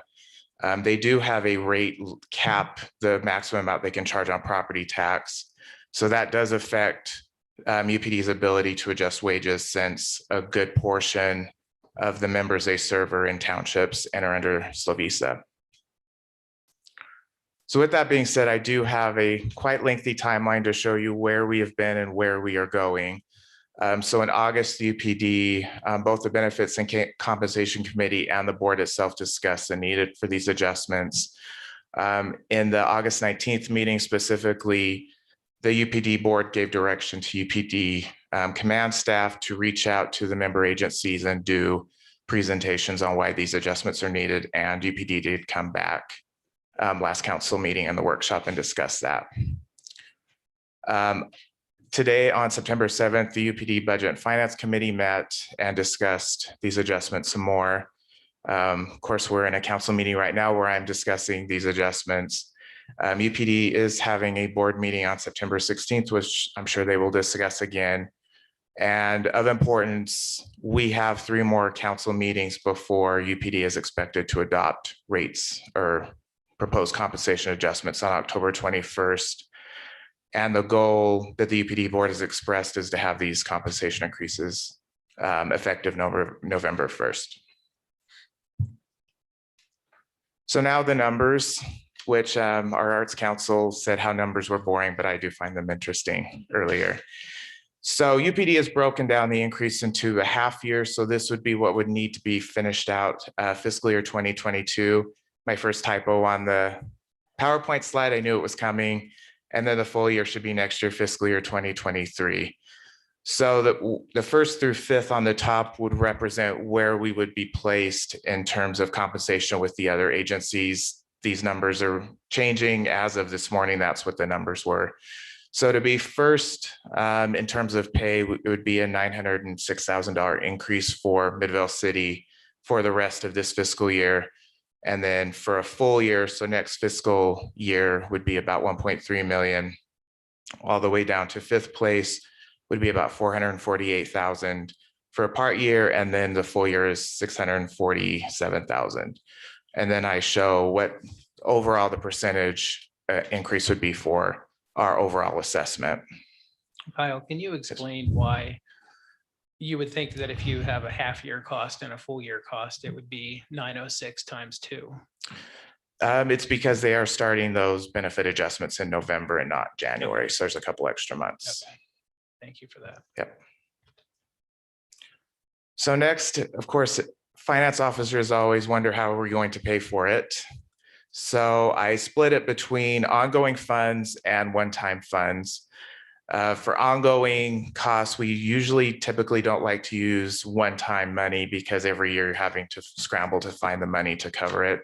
Ongoing is better, of course. So ongoing would include sales tax, which I'm going to go into a little more detail on the next slide. Property tax is always an ongoing revenue source that can be used. And then I put other revenue increases, such as franchise tax, et cetera. And what I mean by that is a lot of these, we can't change the rates. For example, franchise tax is set in state code, so we can't change the amount. However, as we add new residents, or if the residents we currently have use more electricity, natural gas, et cetera, that would equate to more revenue for the city. There are some one-time funds we can use to help bridge the gap as we determine what ongoing funds to use. One is our UPD precinct fund balance, which is new thanks to the CFO at UPD. So they have split the funds up now where each precinct basically operates their own departmental budget. And any savings that the police chief in our precinct is able to save, we actually get to keep those, we actually get to keep that money. We did use a little bit of this to help with our assessment the current year.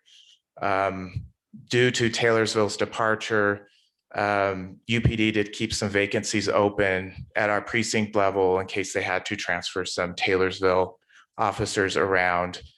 And in addition, our chief is great at his budget, so there is a potential for some substantial savings or surplus for the prior fiscal year. UPD is going through their audit just like we're going through it at the city level, so it'll be a few months before we know what that final number is.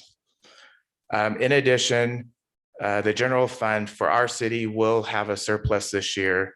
We're still working the final numbers on that, but that is another option. We could use some of that money to help bridge the gap for these assessment increases. And then another potential option is using our American Rescue Plan Act funds, or ARPA funds, that I had discussed last council meeting as a possibility. And I'll get into that a little bit in the future. One of the other questions, that was a pretty intense discussion at UPD this morning during their benefits and compensation committee, was how are other agencies affording these increases, such as South Salt Lake, Taylorsville, Sandy, and that type of thing. What I found informally and formally is that they're using a combination of fund balance and their ARPA monies as the initial funding source. There aren't a lot of agencies, at least publicly, saying they've got one-time money to cover this. There have been a few agencies that have said, yes, we will need to increase property taxes in the future, but not all of them. I'm going to meet with the mayors in 2 weeks, and that's one of the items of discussion on our council of mayors. We'll get clarification, I hope, there. One of the bright lights for the city right now is our sales tax numbers. So as you probably remember through the many budget discussions we've had, is that I was expecting a fairly significant drop in sales tax and then budgeted accordingly. Even when our numbers still looked really good, I didn't increase the budget for fear that that number could drop. So overall for last fiscal year, we received close to 9.6 million in sales tax dollars. I budgeted 8.6 million, so we have close to $1 million over what I had budgeted for last fiscal year. In addition, because of the uncertainty next year, I didn't increase the sales tax budget that much for next year. I put it at around 8.6 million. So one of the suggestions that staff has is that we use some of that additional sales tax dollars that we're expecting to receive and put that towards this assessment increase. So this bottom chart where it says percent of prior year actual, the proposal is to amend the budget to a certain percentage of what we received the prior year. So if we were to do 80% of what we received in fiscal year 2021, that would be a budget increase of about 739,000, and then the final budget of around 9.4. I put different scenarios on there, and you'll see on future slides, staff's recommending we stick around the 80% right now and see how things go with our sales tax. Some considerations with sales tax I did put in here after doing an analysis of our sales tax files is the increase in building material prices that we've seen in the news. I'm sure we've all felt when we've gone to a home improvement store. We've seen additional sales tax because of that, because it's getting taxed at a higher amount. And I have also heard that a lot of the materials for our Zions Bank Technology Campus did come from Midvale vendors. So we did see a bump because of that, although I haven't confirmed that with the actual sales taxpayers. We have seen an increase in online sales due to the pandemic. A lot of that's because people didn't want to travel to merchants to purchase things they would buy through Amazon or another online retailer. Another thing I've seen reading some documents is people were traveling less and were doing less leisure due to the pandemic, so they were putting more money into home improvement and just general purchases. Another caveat is, as I've mentioned many times, is our sales tax collections are on a 2-month lag. And we've already seen that building prices have gone down, but I haven't seen what exactly the effect of that is for us in Midvale yet, because we're still 2 months behind. We just barely got our June numbers in August, So overall, back to the how we're going to pay for it discussion. So this first slide is for some suggestions for the current fiscal year, which is fiscal year 2022. And just as a reminder, that's a partial year assessment increase. So as you can see, depending on what position the UPD board chooses, 1st to 5th, 5th place, we would actually have enough in increase in sales tax to cover the full amount. First, we would need another $187,000 on the deficiency. One thing I did want to comment on here is you can see a line that says contract prosecutor. I'm going to discuss this a little bit in the next slide. Is we are trying to identify in the city pain points we're having or areas of high workload. The legal department is one where we're seeing things are taking longer to process due to the legal department's requirements for prosecution in the court. So one thought to help alleviate that and provide more time for city staff needs is to allow them to hire a contract prosecutor. And this was something we were planning on presenting to use the council with the next budget amendment. We feel it's pressing enough that it would need to be dealt with now and not wait till the next budget cycle. A Midvale contract prosecutor? Right, we would, the legal department would That hire help the somebody. UPD cost? No, they're two separate things, but we would be proposing to use sales tax to help cover that. So that's why I'm including it in this discussion. The two are actually two separate Got it. Okay. discussion I was items. derailing on that. I was like, No, and that's hard to explain because they're not linked. Other than the funding source to cover both the sales tax. How does a contracted prosecutor work? If you say, oh, we're too busy this week, can you come in and prosecute some cases for us? How does that actually work? Seems odd. Yeah, well, ideally, we would have, we have a regular court schedule, and so, but it would be someone to help satisfy the requirements of the court on a regular basis, just not on a full-time basis. So, yeah, that was my question. And is it more of a part-time employee or contract? Because is there a reason for us to think that the caseload will drop? No, but it isn't an employee in the sense that it would be more like a professional services where we would outsource some of our litigation and that kind of thing. It would be that we would have somebody perform a certain amount of the prosecution. And obviously, if that cost got too high, then we'd think of like making them part-time or full-time to lower costs, right? Because a lot of times when you hire professional services, I feel like they end up surpassing, the savings out. Right. But yeah, okay. And this isn't the official quote unquote ask from staff. We'll bring this back for further discussion. It was really more, we need to fund this somehow, and it needs to be included when we're discussing how we're going to pay the UPD assessment if it goes up. So moving on from the current fiscal year to fiscal year 2023, it's hard to believe in a few months we'll actually be starting the budget process for that. But here's some things just looking at without actually going through the process of building the budget and getting department requests and sitting down with you as a council in our budget retreat and discussing what your priorities are. Here's just some high level things that we know are on the radar that we will need to discuss. One is we will have to fund some sort of employee merit or COLA in increases. Of course, that's up to council direction. I did pull the last CPI for July and it was 5.2%. So inflation is still quite high. And as we've discussed, we've had a number of employees turnover.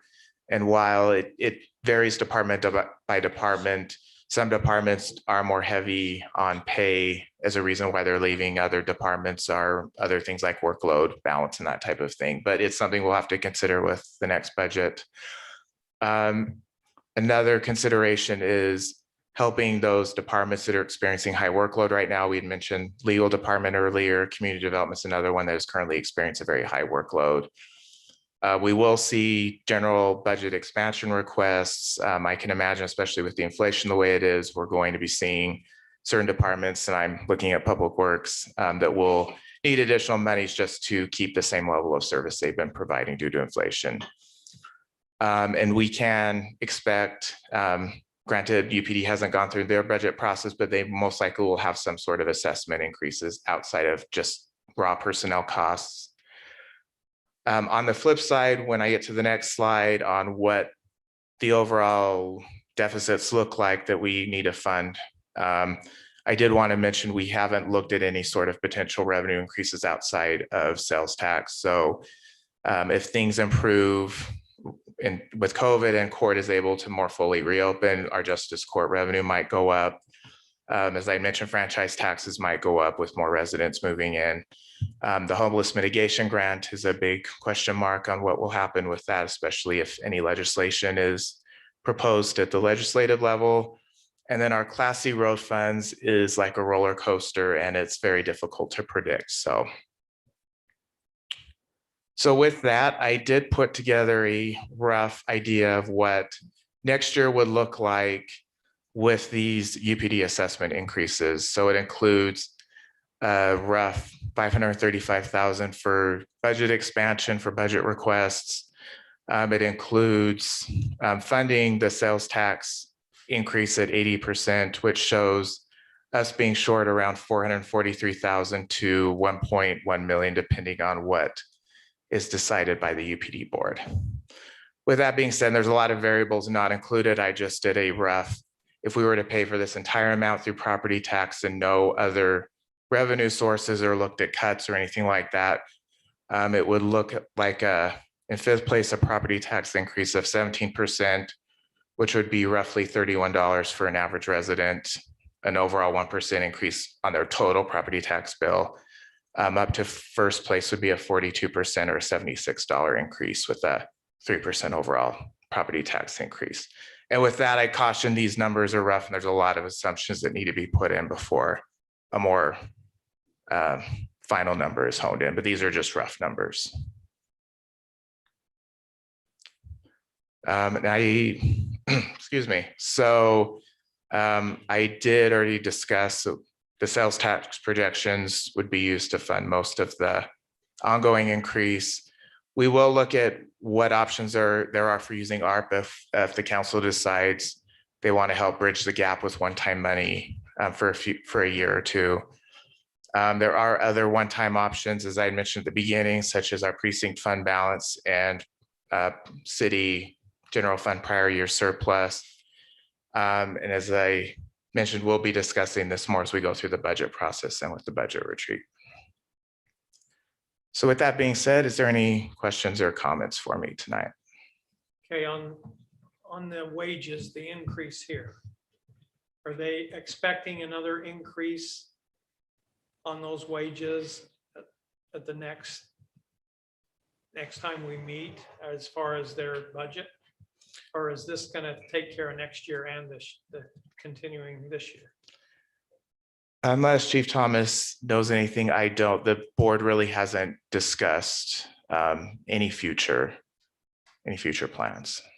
That was one of my worries, council member, that whatever percent we give UPD or any organization, 5% of it's going to disappear for inflation that they didn't get because everything's gone up.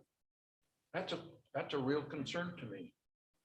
I don't know how to. Well, it's concern for everybody. I mean, It we're all is. in the same boat. It is. But I guess I'm just trying to understand this first, second, third, fourth, fifth, as to where, if I say, oh yeah, we're gonna do third or second or whatever, and we get this increase, then in 8 months, actually, I guess it would be, or whenever there comes up, their next, is they're gonna say, well, we need another 10% on top of that or whatever. I'm just asking what they're thinking. The compensation committee did actually bring up that issue because they're rightly so saying, when is this going to stop? At some point, this has got to stop, but there's really not knowing when it's going to stop. If other agencies are going to start matching, doing second increases, there's been talk of Salt Lake doing a second increase, but that hasn't been confirmed. That's my concern, is that if we just, I really want the police to have a good salary because they do a great job for us. But do we get in a cycle where we're just promoting, it just keeps, to try to keep our people, we have to just keep going and going and going. And it's granted, we need to give them more money, but is there a point to where we can't raise our property taxes to the point where our citizens can sustain it? One of the constraints, just not to cut you off, I apologize. One of the constraints will be what Slavisa can do and what the townships can do. So that was discussed quite a bit this morning. I'm really glad that have the sales tax to do this. That's great to be able to see that. I am a little concerned about next year, sales tax as a businessman. I am not concerned that the business won't be there. I'm concerned that the products are not going to be there. And so I think if things don't change pretty soon, you're going to see a drop in sales tax because the companies won't have the products to sell. And it's starting to happen. I agree with you there. Kyle, I think one thing that we need to stay away from is that saying, I want us to be in first, second, third, fourth place. Because as you mentioned tonight, Harriman is in third place for seconds, or maybe a day, and then someone else is going to be in third place. We need to figure out what we as a city can afford this year and moving forward. And if that puts us in third place or fourth place, that's fine. But I don't think looking at it, one way to fuel a wage war is to do exactly what we're doing, and that's increase wages like everybody else. I think obviously we need to do something, because what we didn't discuss in this presentation is what happens if we do nothing. And that's the chief nightmare scenario of losing, a significant portion of his police force. So we're in a position where we have to, and obviously we have to increase wages, but we need to do it in a way that we're not, having the same conversation in 6 months and saying, oh my, we really can't afford this. Now we're doing truth in taxation. And getting into a whole uncomfortable scenario for many of us.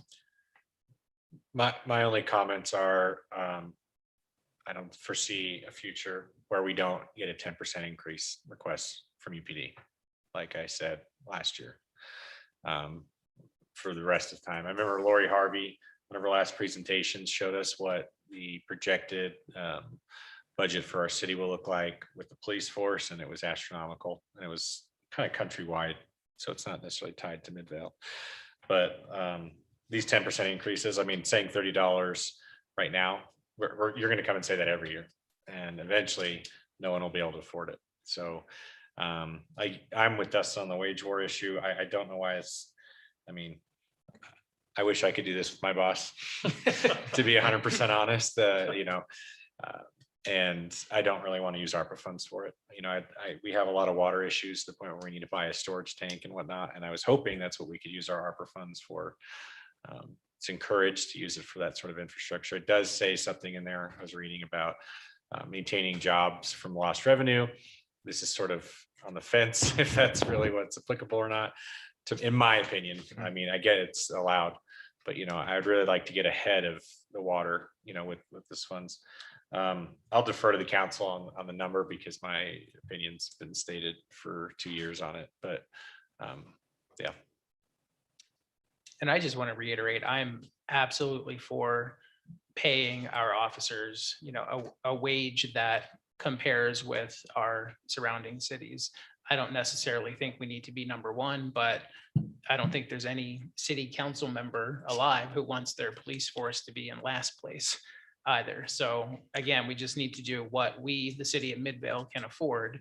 And unfortunately, with the constraints of the UPD system, we might not agree with the decision that is reached. And that's the frustrating thing for us, because we've talked about before, we can have a budget increase forced upon us, which then allows us to say, hey, chief, you got to cut 3 of your people so that we can even out. It's just not a great situation to be in. And all of us up here want to make sure that we have officers who are trained well and have the proper equipment and can help defend the city where it needs to be. The one thing is that we do need to at least give the mayor some guidance. We need to think about this of where I know you don't want to say number 1, 2, or 3. You can just say the dollar amount if you want. But the bottom line is we need to give the mayor, if we want him to vote the way we as a council would like, we need to give him that type of direction, because he can vote however he wants. He's the one that's voting. But I'm sure you'll listen to us if we all think, hey, this is what we ought to do. So I think we need to give it some serious consideration of where we want to be and in relationship to the other cities, because that's where we're going to compare. I think what you said is correct. If we can focus on a dollar amount or even a percentage, because as you mentioned, those numbers change all the time. So, tomorrow, 4th place, if we say, let's increase it by $480,000 tonight, that might be 4th place tomorrow, or it might be 7th place. But if we focus on what is a fair and equitable percentage increase to keep officers where we want them, that's what we should do, and not focus on, yay, we're in 1st place today. I don't know if the place is important, but whether it's a moving target, that's kind of hard as well. That also creates its own issues because it's going to be constantly moving. So, we could be happy with saying, yeah, we'll give it 500 and some odd thousand, but tomorrow that could be back down in 5th place again. So I think it presents its own unique problems because it's a moving target. So, and while I don't want to embrace a wage war, I also don't want to get into a situation where our public safety is at risk. Yeah. Oh, no, we are actively engaged in the wage war. There's no, we can't just say, no, sorry, chief, figure it out. But what you said is correct. It is a moving target, and the chief will tell you that a moving target is the hardest one to hit. Unless we all get together as a city and pick a number, there will, as every city in Salt Lake County, there will be a 1 through whatever, right? So even if we gave them $1 million increase, every other city above us could do the same. That's why I really hate the ranking because of that, because it could be very equitable to give them a bunch of money and fall. So the ranking thing definitely does not work in favor of the people that fund this, taxpayers, right? Where instead of looking at, I'm guessing out of the UPD cities, we probably have an average household income lower than a lot of them in Midvale comparatively. And maybe, I mean, if you look online, you'd probably disagree, but probably lower housing costs in comparison. I mean, like they're $500,000 homes now, but compared to other ones. So we just don't have as much resources. And sometimes it does frustrate me to hear us go, here's this other city that obviously has a higher average income, higher cost for housing. And then, and kind of this expectation that we should be first, second, or third, which I get why UPD kind of wants to, but it feels unfair that they don't understand the Midvale demographics, right? And maybe, struggles. sorry, I didn't mean to cut you off. And maybe it might help to clarify a little bit what I've been hearing in the board meetings. The UPD administration realizes that most likely first place is not even an option, especially after talking with the board and the compensation committee. They are lucky, UPD is very lucky, they have a great culture, and they don't necessarily need to be number one in order to attract employees. They do need to be competitive. So just to clarify, I don't believe the board or the administration is looking to be number one. I mean, it's hard because I want to be number one in everything, right? So when you say it, there's like this draw, like, oh. That's what I was gonna say. It's an unfair, it's an unfair perspective, because I mean, we don't want our police force to be the third best police force in the county. We want we do, I mean, I think we do have the best police force. That's why 2 years ago, I voted to stay within the UPD model. So even if we end up fourth, fifth, or sixth place, my guess is we'll end up right where we are now as far as ranking, because every city is going to increase by the same or similar amounts. So, we're not going to move the needle in that respect, but again, we're still going to have Chief Thomas and a great number one police force. And, we don't want our police officers to think that because we're fifth out of however many entities, that we want them to think that they're the fifth best policing entity. I think that brings up an important point. And that is, what if we had gone on our own? And now we would be this little 36,000 population bidding against the Salt Lakes and the UPDs and the West Valleys, and we would be at a serious disadvantage. So what we did was the right thing to do 2 years ago. I don't agree with that statement, but we should probably continue on. I mean, just because we're sized smaller than those, I mean, people don't necessarily want to work for West Valley Police Department, right? It has one of the worst reputations in the state. I mean, their drug department has had, a ton of issues, right? So comparing it in population size. We've got a size of our economy. Mayor, I based do against remember the you other sizes do of commenting economy. that, some of the young people here don't really understand budgets and stuff on this topic. And I've tried not to bring it up, but bringing it up now at this point, 2 years later, seems sort of pointless. And I don't necessarily agree with where we're going with this. So let's just continue with what is happening now. Right. We are planning to come back and have a final discussion, and I will definitely take the comments that were made to mold the next discussion. We have, as Kyle said, we have 3 meetings, three more coming up before the UPD decision is made. And so we can sort of set this up in a way where we come back, keep gathering information, come back at the last meeting, which is the day before the October UPD board meeting. Or we can come back in subsequent meetings and kind of give you an update on where we are and have a little bit more of a discussion about what the percentage or increase that, what those numbers look like that you guys could weigh in on before that last meeting. But that's why Kyle brought that up at the beginning, is just so that we can say, how do you guys want us to bring this information back to you? An update sort of each meeting on where things are at, or sort of one last meeting. I think we need to be updated. Okay. Keep us in the loop of what's happening so that we make an intelligent decision. And the important thing I wanted to mention as, amidst this turmoil, Chief Thomas and his folks have done a great job of keeping everything together as a cohesive unit without disruption of services in Midvale. And thank you, Chief, and your officers for that. Okay, Thank you. thanks, Kyle. We'll go now to our second discussion item on zoning ordinance text amendment, modifying accessory dwelling units or ADUs in chapter 17 of the Midvale City Municipal Code. Thanks, Mayor.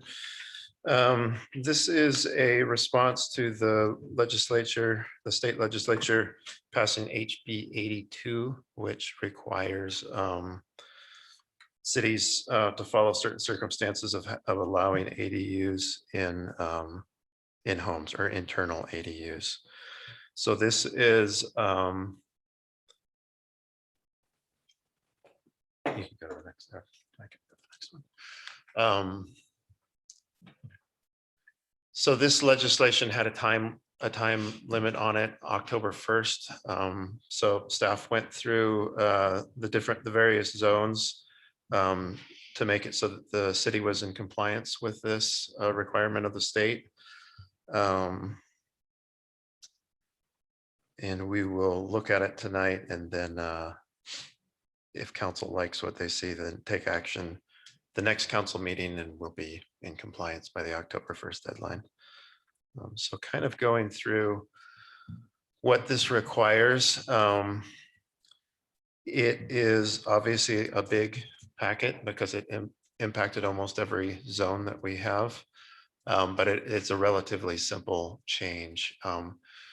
So what this is doing is requiring that cities allow ADUs inside detached dwelling, single family detached dwelling. If it is the owner of record is one of the units. They would have to still comply with all of the building regulations, fire codes, and then it has to be more than a short-term rental, so it would have to be more than 30 days. And the code actually allows cities to check on listings to make sure that they're not being used as short-term rentals on rental websites, which hasn't actually been allowed in the past for short-term rentals. What it says a city may not do, except in places where it actually lists it, is can't limit the size of the ADU, can't limit the lot size. It does have a limit that's set in there, or can't limit the frontage. But what a city can do is require a business license, require that the appearance still look like a single family home. That's very subjective, but that is in there. And then a city can require that an additional parking spot be required for the ADU. Can prohibit separate utility meters for an internal ADU. Not allow them in a mobile home or in a dwelling with a failing septic tank, or on a lot of 6,000 square feet or less. In a city that doesn't have a university or a college, then the city can actually limit to 75% of the areas that are zoned primary residential if it wishes. There's no stipulation on how that's done. And then, like I said, you could use short-term rental websites and also require a business license. And then it has the code allows several ways that if someone is out of compliance, that you can follow a procedure of bringing them into compliance. So what staff did with this is we went through every zone, and any zone that where residential was listed as one of the primary uses in that zone was a zone that we said that this could apply to. And so as you see, it covers the not all the zones, but a lot of the zones. And then we also made some changes to the definitions So that the changes within the zones made sense. Let me jump to that really quick. So what we did do is we removed how the accessory apartments and occupied buildings were listed in the definitions, and then created an external accessory dwelling unit, or an EADU, and then an internal, which is an IADU. The state code only requires the IADU, but the city already was allowing the external accessory dwelling units. And so we define those separately. And then within each zone, explained how those could be used. With the IADUs, those require that the primary resident is one of the occupants of one of the units. And then it defines what a primary resident is based on their tax returns. And then it also defines what it means to be the primary resident. So can't rent out both of them. You have to live in one of the units. It doesn't matter if it's the primary house or the ADU. But there has to be a primary owner in that unit.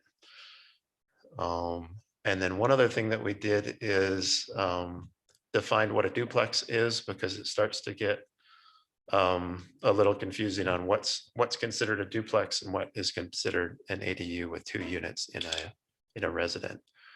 And so the duplex is defined as what we think of as a duplex, 2 units. They don't have to be owner occupied to be rented, and they have individual utilities and individual entryways. And then, of course, the ending there is that they're not an internal accessory dwelling unit. So that's how we make sure that they're defined differently. And then parking, the way that staff is recommending this now is that if a property can meet all the criteria of both a IADU and an EADU separately, they can have one of each. So long as they meet the parking requirements, so long as all the requirements that are in the code are met. So you could have up to 3 units on some properties. So staff is recommending the majority of these. The only one that staff right now is not recommending is restricting the zone to 75% of residential zones. This, because of the requirements that they have here, this is kind of somewhat self-regulating. We'll kind of see where these start to pop up. We don't anticipate that there's going to be problems in any zones. When we kind of look at zones where we think that might be a problem zone, when we look at that, typically those wouldn't be able to meet all the requirements anyways for the lot size and the parking requirements. But if we do start to see those, council can always come back and recommend this 25% restriction in certain zones where we're seeing problems. And then as I said, right now staff is recommending IADUs and EADUs, but council can direct staff any way we want. The only thing we have to do from the state code is to allow the internal. Why don't you ADUs. recommend that? Is there a particular, is there a reason to not recommend the 75% threshold? Oh, on the threshold? Yeah.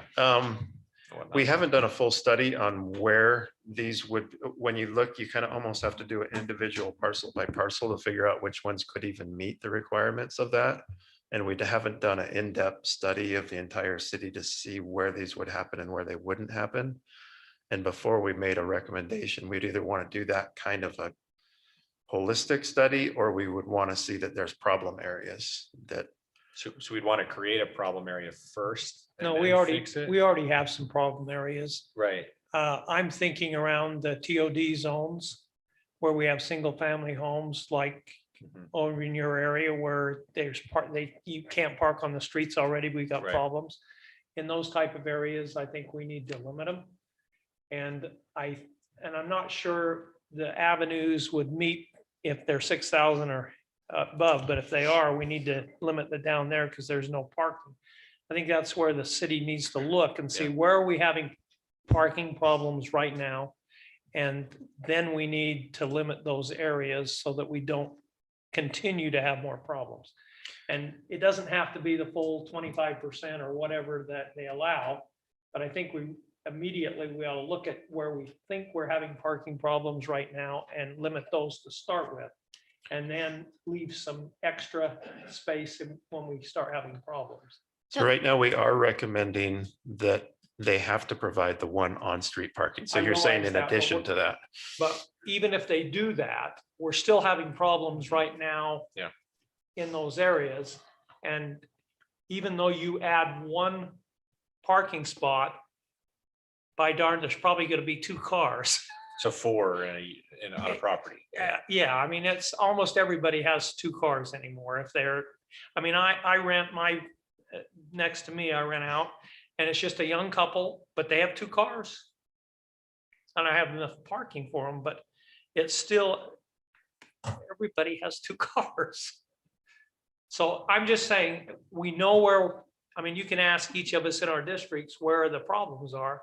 And I think we ought to at least start out with those areas and say, okay, we're having problems on whatever it is, 7,500 South or whatever, and we limit those areas to where, so that we don't have those problems to start with. And then as we get into this, we look at it and they're starting to put these in, then maybe at that time we can say, well, it's not as bad as we thought it was going to be.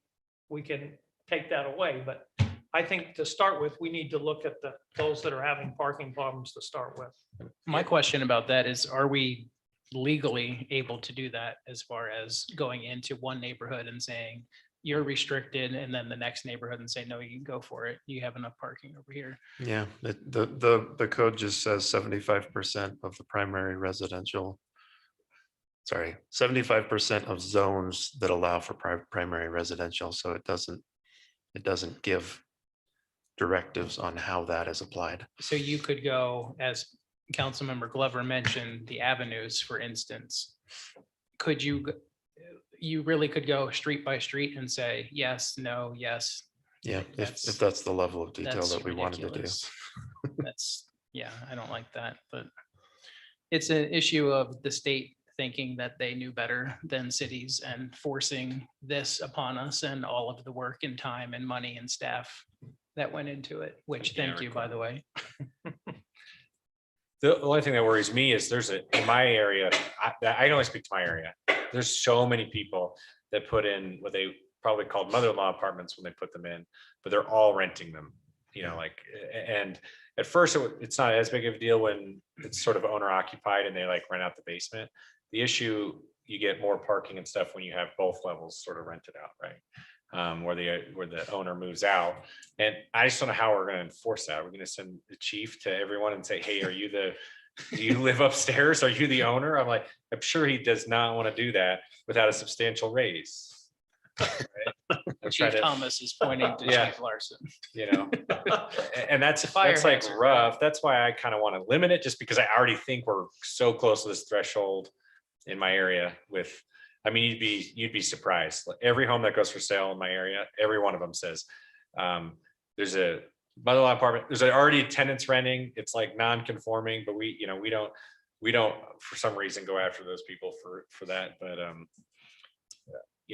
there's one right by I think on Arkansas right now that's going for like $700,000 because they're selling it as a duplex, and I doubt it's a duplex zone. Right. So very, very hard to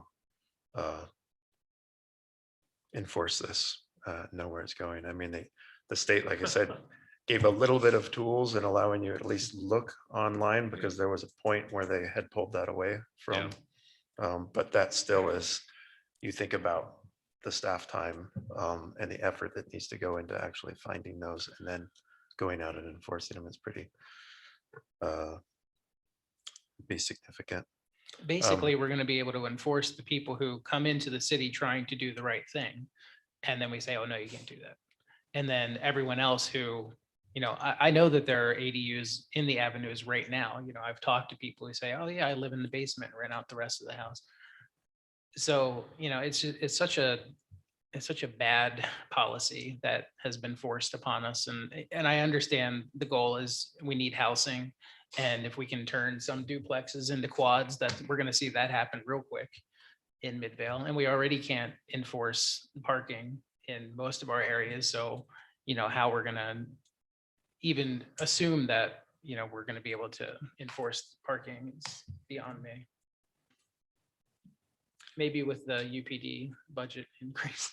Well, duplexes, this doesn't involve duplexes. It's a single family homes.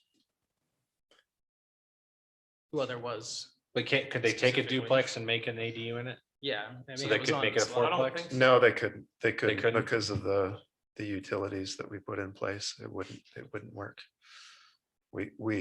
They allow us to not have separate meters. And so with duplexes, you would have separate meters. Well, let me tell you what happens. There are duplexes in Midvale that have one side 305A, then around the side 305B, and then the other side's 307A, 307B. So they already exist, whether they're conforming or non-conforming, they're non-conforming, but That would be non. they happen frequently. Go down Fern. So Nate, what do you think is with the timing and trying to figure out the 25% exclusion? What would be the best way of trying to approach that, given that we would have one more meeting before the deadline? Like I said, I think that's difficult, which is why we kind of said, let's reserve that, because it was just difficult. I get afraid of putting it on one area and then figuring out, oh no, we need it here. And then all of a sudden you're switching around in different areas. And once someone puts it in and then you switch it to that area, you're kind of stuck with them having put it in when it was. Yeah, I doubt the general neighborhood, any neighborhood would want it removed, right? Unless it's a person that wants to put in an ADU, but as far as all the residents, they'll probably want to keep it. So is this just strictly because of time, trying to figure it out? Time and just how much effort you wanted staff to put into figuring out how to do this. Yeah, I just don't want to hear a complaint that everyone's put an ADU in their basement and, down the whole road and you can't park them. And then they said, why did you let it happen when you didn't have to? But again, they could also do it anyways, whether they tell us or While they're not. doing it, that's the. Yeah, so the answer is it would be really difficult in the next week. I mean, could you just do the reverse, do the whole city and then pull back? No, you can only have 25% exclusion. You have. You have to allow 75% of the city. 75% of the residential areas, but I was thinking per zone, right? That's what I'm saying. It's a residential, single family residential areas. Well, could you just at least off the bat say citywide SF1s are reserved, right? So he's not, well, no, because you're doing 25% zone wide, but how would that work? So the way that the state law is written, you can literally black out a whole area. You can't just say this area can have 75% max. Is that why I'm confused? no, you would have to designate what's excluded. You can't, it's not setting a cap on An area. single family can have 75%. And once you hit that threshold, then you can't do it anymore. It's actually Yeah, I definitely 75% don't- of what's I definitely zoned. think that's a terrible way to write that law. I was thinking it was a cap because that makes sense to me, right? You have a street and you're like, Yeah, that's not, it's specifically to exclude a zone or an area that you think it would be a problem, And it- which is why I can it's see why you difficult would to. not And recommend the it. problem with us is that if we exclude something, we need to have a really good reason why we did this. I can't see just picking an area and saying, hey, we exclude this and have no reason for it. Because, obviously, on a single family home, if you can do it, you can make more money if you really want to put a basement apartment in your home.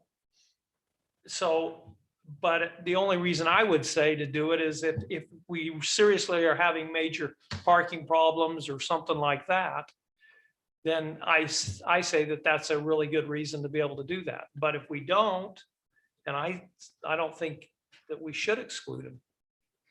There'll be some city where every councilman has drawn a circle around their home. Right, like excluded. I mean, at that point, I do think the biggest issue is the avenues are terrible to drive down because of it, but we're already all doing it. So I don't know what the answer But if they're under, I don't know. Yeah, if it. They might be under 6,000 square feet, they still can't do it. They're But not they are already. supposed to, yeah, but I mean, that doesn't count. So those single family areas that are 6,000 square feet or Yeah. less won't count against the 25% limit. Does that make sense? So, So we So- can exclude all of them. yeah, you can exclude those without that counting towards your 25%. And again, that's a calculation that we don't have right now. but- I mean, obviously, I agree with your point that you really would have to do some type of a study to find out really what's It starts to available, become what parcel isn't. by parcel because you're sitting there looking at each one going, could they put another parking space on their property within the limits of the zone? You know, I mean, there's just so many reasons why they could or couldn't do that. So it becomes a It's a very nightmare. extensive project It's if a nightmare. that's the way you wanted us to go. I think your recommendation is fine, and, because everything is so convoluted, this sets up a framework for us to operate from.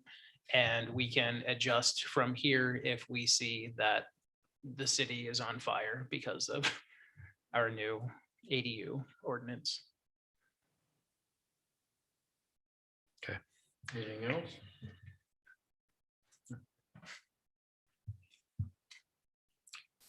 Anything else? Okay, I'll take a motion to adjourn. Motion to adjourn.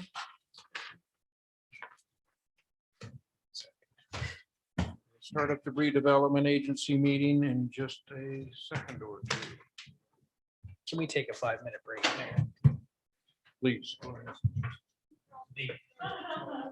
5-minute break.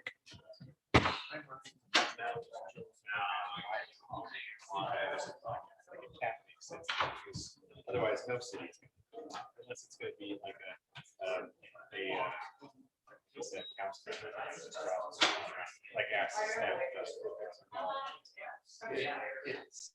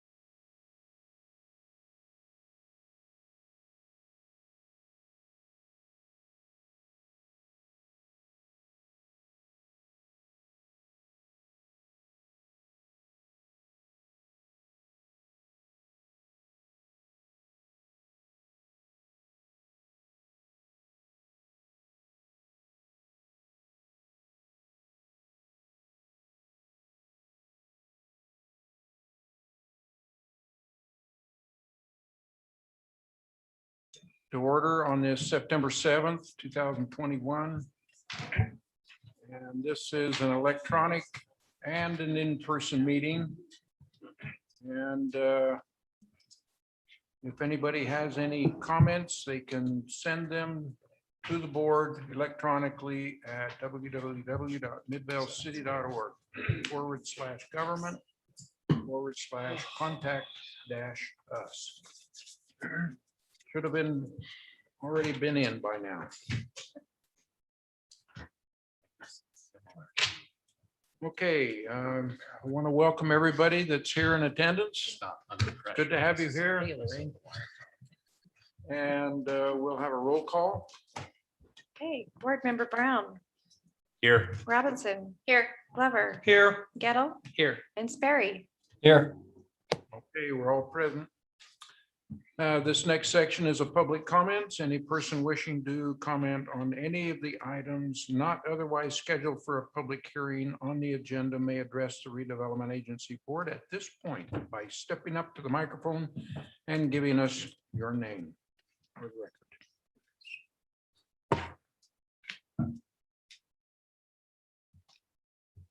I'm coming up to apologize.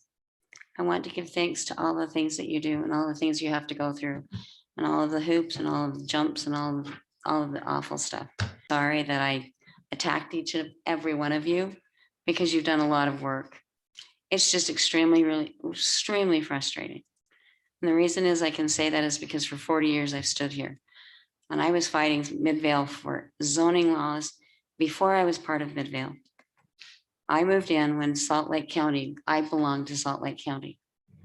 Midvale annexed next door across the street. And I fought 118 apartments for low income housing. And I couldn't even fight them because I wasn't part of Midvale. But I had some really nice friends that were down across the tracks that stood up and asked this council to please, please, please don't approve this on my street for 2,000 extra cars, that it didn't matter because they could handle it. I'm so grateful that they fought and that they won. And I don't have 118 apartments across the street for low income housing because I wouldn't be there. I have a church instead, which is a really great neighbor most of the time. We had to fight another apartment building, another development from the same developer that wanted to do 181 apartments. And those people came together and fought and asked and worked with these people, with staff, with legal, and they won. They own their manufactured home place. Applewood succeeded. Gratefully, because of the work that people do. Yes, I'm frustrated because I know what's going to happen to my neighborhood. I know where it's going. I feel bad because they've already got it. They have to have it and they tried to fight it and it didn't work. Midvale Station, you can't get a car down Midvale Station at night. And the people that own these places and say that they're going to watch over them and take care of them. These people that are in the apartments have their own places to park and they won't do it because they have to pay for the parking. So they park in the guest parking. And nobody can visit anybody. I know because I have a daughter that lives there. I'm sorry that I was so mean earlier.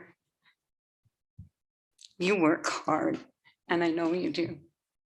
And I apologize, but realize that I've lived here long enough to see and know what's happening for all those refugees that may be coming here.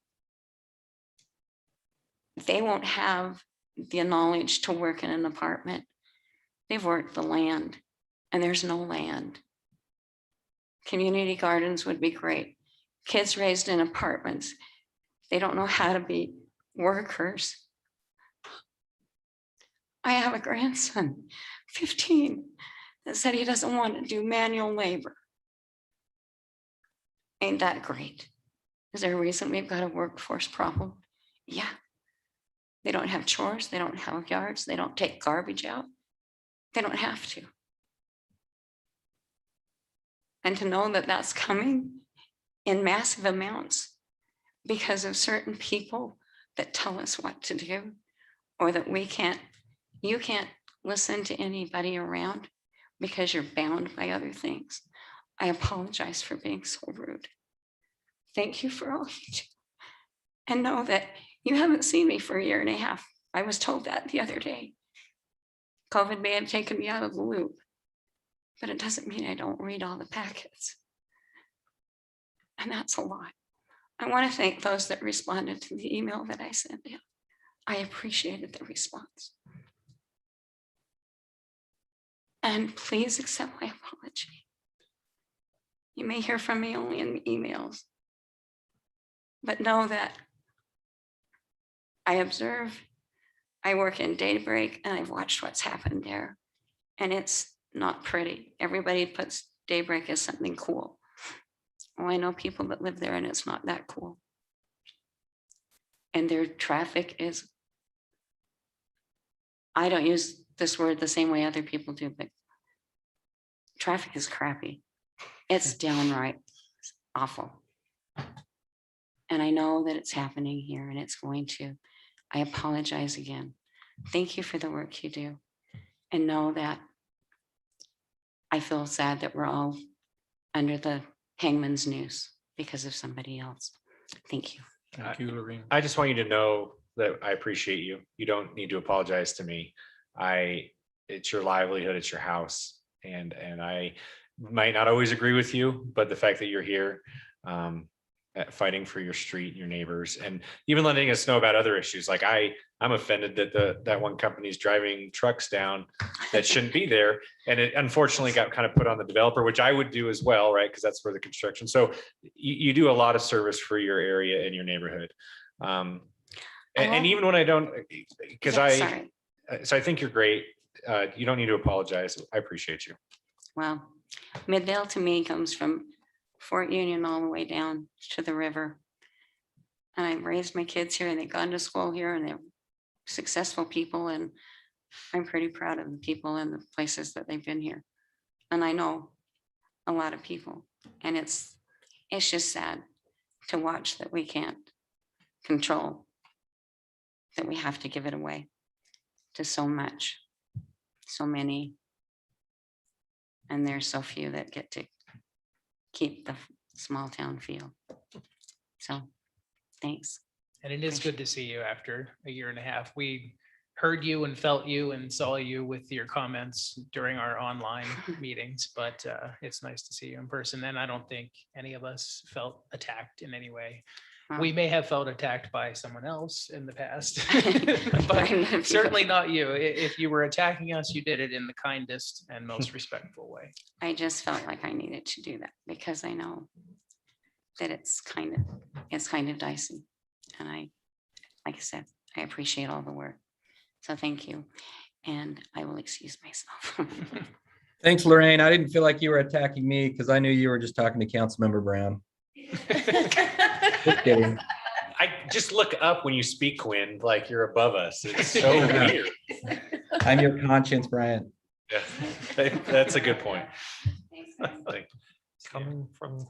I don't see any other public, so I think we're through with those. So let's go to the consent agenda to consider the approval of August 24th, 2021, set a date and time, September 21, 2021 at 7 p.m. for a public hearing to amend the fiscal 22 budget of the redevelopment agency of Midvale City.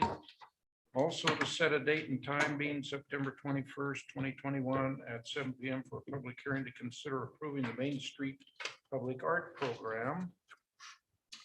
Also to set a date and time being September 21st, 2021 at 7 p.m. for a public hearing to consider approving the Jordan Bluffs Public Art Program. And finally, to set a date and time being October 19th, 2021 at 7 p.m. for a public hearing to consider amendments to the Jordan Bluffs Project Area Plan, Bingham Junction Project Area Plan, and the Main Street CDA Plan. Mayor, I move that we approve the consent agenda. Second. We have a motion and a second to approve this consent agenda. Any comments or questions on the motion? Hearing none. Rory? Board Member Gettle, Yes. Glover, Aye. Sperry, Aye. Robinson. Aye. And Brown. Yes. Thank you. We'll now move to a first of two action items. The first is a discussion and action regarding resolution number 2021-14 RDA, approving the term sheet for an agreement between the redevelopment agency of Midvale City and O.com Land LLC, also known as Overstock. The agreement will facilitate the creation of a mural on the exterior of a parking structure owned by Overstock, located at the corner of 700 West and Coliseum Way. Cody, where are you? Is there even anyone working at O.com? It feels like that parking structure is empty. Yeah, there's a lot of people who've moved back into the They finally have. building. Yeah. There you are. I don't Yes, think, I'm here, Mayor. Can you hear me? Yes, we can hear you well. Appreciate it. I've got a lingering headache and sore throat and a little bit of congestion. And out of an abundance of caution, I'm joining you remotely. So thank you, IT, for facilitating that. I appreciate it. And your comment, Councilmember Brown. I have a friend that works at Overstock. He says that employees are expected to be back starting in January. So Okay. is what I've heard from him. And IT, you can put up that PowerPoint at this time. We've got a lot on the agenda, and agency staff have put together a PowerPoint for each action and item. Cody? Yes, We don't have that PowerPoint. that's okay. I can possibly, it's okay. So for this action item,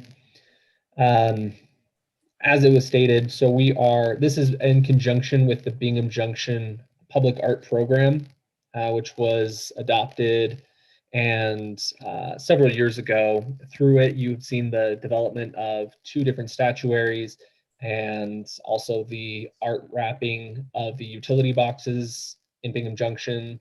All of those were put together and came to fruition because of the public art program for Bingham Junction.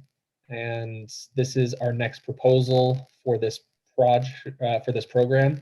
It will be a mural on the facade of the parking structure. And we have a term sheet put together, and let's see here. Yeah, we have a term sheet put together. They have a couple of requests in order for them to make this work for them, because of the nature of what we're working with. We're working with a mural, which has a lot more permanence than a statue or art wrapping on a utility box. So it is just because of the level of permanence and visibility. They want to be a part of the design review committee, and also there's 5 members on that board, which look at all of the responses to the RFP and then kind of rank the responses and then send a recommendation to the RDA board, to you. So they would like to have a seat on that, which one of the seats is for the property owner, community partner. So that is not abnormal but in the least bit. Another term that they're looking for is to have veto power over any and all submissions, which makes sense. They don't want to have a mural on the side of their parking structure that they really don't like. Who owns this parking structure? Do they or do we? By Overstock. Okay. And then the third term that's unique to this specific project is just that they would have some input on the theme that we're looking for this mural. And it would not be, they understand that it's not, it would not be a corporate, Overstock logo or anything like that. celebrating retail. Yeah. And at the same time, you know, they don't want like a big Amazon smile, so. Right. So are there any questions about this proposed term sheet? Any questions, council? I hate to say this because I've been such an advocate for this program, but I don't love this project because number one, it seems like we're paying for it and we're capping out, you know, we may use our entire $50,000 budget on this mural and, you know, to give them veto power over it, you know, that's something, if they were paying for it or paying some of that cost, that would make more sense. But, you know, they're not just letting us paint on their parking garage because, you know, they want to, they're doing it because it provides value to them as well. Plus, you know, just basic visibility. I don't, it's not in one of the areas where I would think that we'd have a lot of eyes on it. I mean, unless you're, you know, coming down 7th West and turn your head real quick, you might notice it, you know, and Coliseum Way doesn't have the most traffic, you know. So I don't know. I don't love it. You know, my idea for murals was, you know, definitely something on Main Street or State Street or somewhere, you know, that has more city foot traffic and city. As someone that took tracks a lot, Driving. that Main Street side will definitely get a lot of eyeballs. I believe. I think I remember seeing it quite a bit. So that could be cool for like people going all the way out to Daybreak or whatever. But I don't know about, you're right, like the Junction View Drive side, right? That's like the people at the hotel or, you know, but the one that's facing Main Street, I do think will get more eyes than a lot of locations in Midvale. I just shared my screen. Are you able to see the proposed locations? Yeah, I mean, I walk past this every day and I'm basically the only one who's ever walking unless it's an Overstock employee. So, yeah, again, I don't love it and I don't love the fact that they can veto our proposal to increase the value of their parking structure. I don't love that. And again, it, you know, unless you're right, Brian, there are a lot of people who drive by it. But again, is the public art program and the mural program that we discussed, you know, something that we want people to glance out of their driver's side window as they pass? Because there is not a lot of foot traffic on here at all, just the employees. So this is a benefit for Overstock and their employees, which is great in some respects, but I don't want to blow our entire mural budget on it. So can I jump in really quick? One thing to remember is that this is art money that we can only use in this Bingham Junction area. So there's kind of limited visibility because we can't move it into Main Street. So we were looking for some place where when people are coming, it does kind of, if you're coming down Holden, it does kind of, you're coming into the Main Street art area. So we were thinking, is there a good place in Bingham Junction where you kind of are starting to say, this is an art district that you're coming into? And this is one of the spots where we looked at and said, there's a big blank wall and it could signify that you're coming into an art district. Now Okay, it is going to be for drivers. Now you're selling me. You're selling me with that one. I get it. It does transition. You're right. But again, does anyone else, you know, with the full veto power, like we come at them with the greatest mural ever created and they say, no, back to the drawing board. Well, I'm okay for it, and one reason is if they veto it and we don't want, and that's what we want, we just veto it and say, we're not gonna put it in. We'll go to a different location. I mean, we have that right too, don't we? Yeah, We'll go we to, do. we'll We go could, to so- the CHG. We'll go to the Amazon. We'll go to Amazon. So if I was a business owner, whether I'm on Main Street downtown and you're gonna put a mural on the side of my building, I'm gonna have veto rights. If I don't want it on there and I don't like what you did, then I would say forget it. But we have the right to say we forget it too, if it's not something we want. Is any of this money going to Overstock themselves, or is this just $50,000 budgeted for the design, the installation, the artist work? They're not getting any sort of financial benefit, correct? No. This would all go to this specific project to fund the mural. The only thing I struggle with is Midvale's not the largest city, but it's bigger than Bingham Junction. And our last big art project was the wraps for Bingham Junction, right? Like, why don't we include further east, right? There's a lot going on, over by the mayor's house, like all those additions and new apartments. Like, it'd be cool if we could include art in more than just Bingham Junction. But there also is something to be said to concentrating it. So I get it. So I just hope if this is the move, our next one is a lot farther away than just Bingham Junction. Yeah, and unfortunately, this is tied to the RDA. The RDA is paying for it, so it has to be a project in the RDA. Didn't we expand that space or is it not? You could do Jordan Bluffs. You could with Jordan Bluffs money. And that's the other items on the agenda are for the art program in Jordan Bluffs and the art program on Main Street. I So- personally love the locations. So- Yeah, I can't imagine why. We never actually did expand the RDAs, right? Then we've had We conversations created on a new that. one. The Main Street one, we funded it now. But no, they're the same size. So we could do Main Street, Jordan Bluffs, or Bingham Junction. And then there's also the city. You could do, you could do art anywhere you want. You just have to come up with a different funding Yeah, source. That's the from the problem. city. Well, you could from the city, not from the RDA. That's what it is, yeah. Right.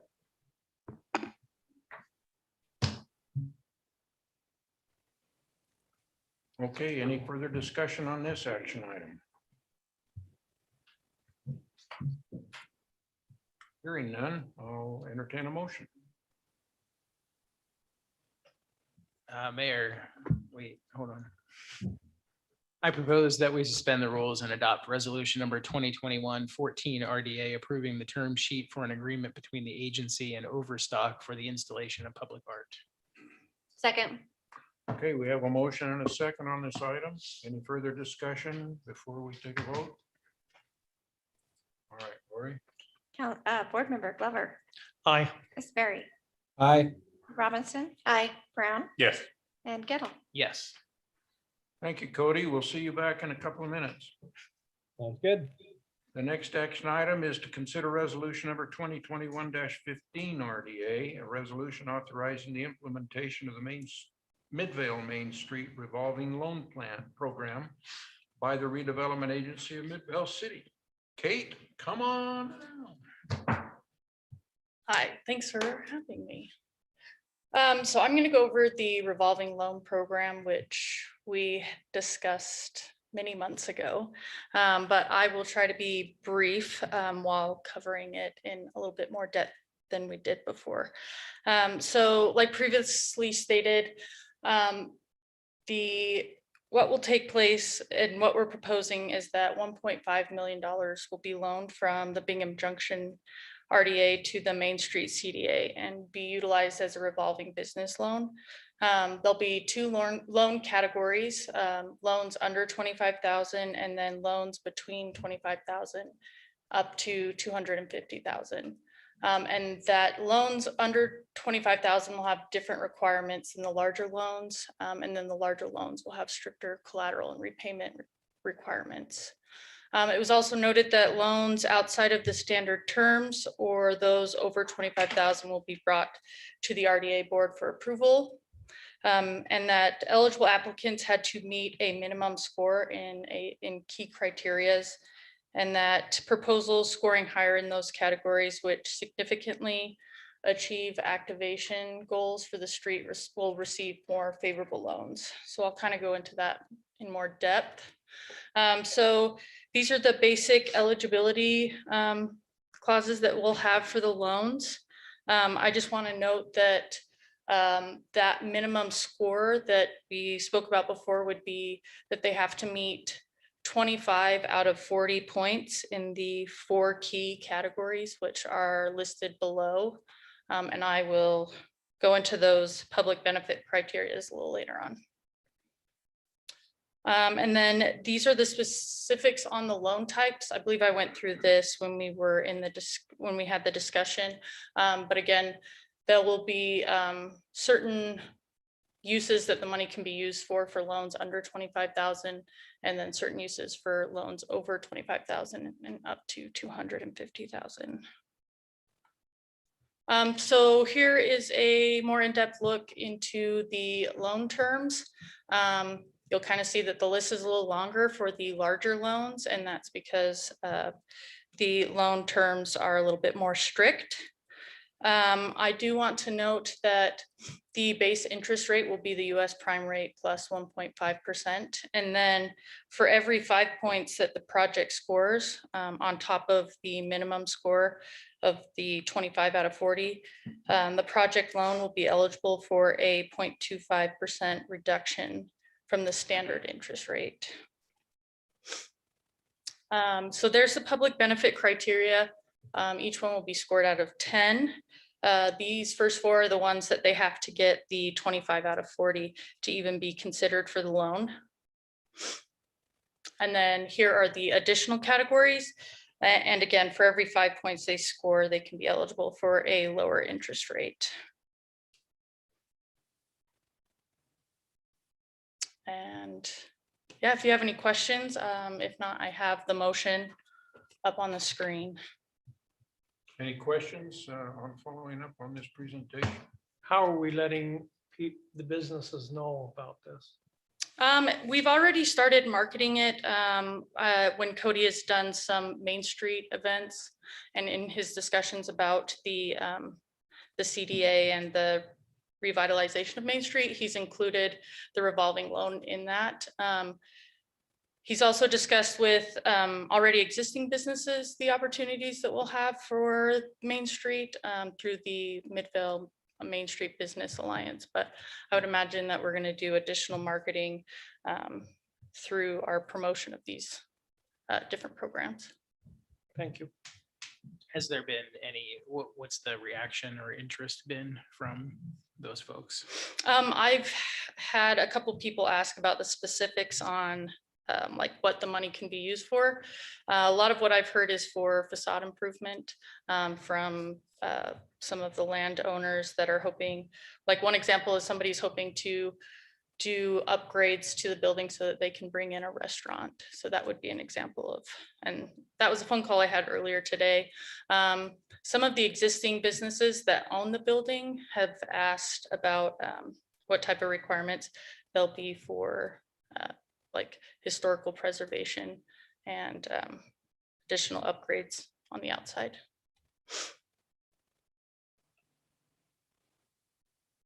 Other questions? Hearing none, I'll entertain a motion.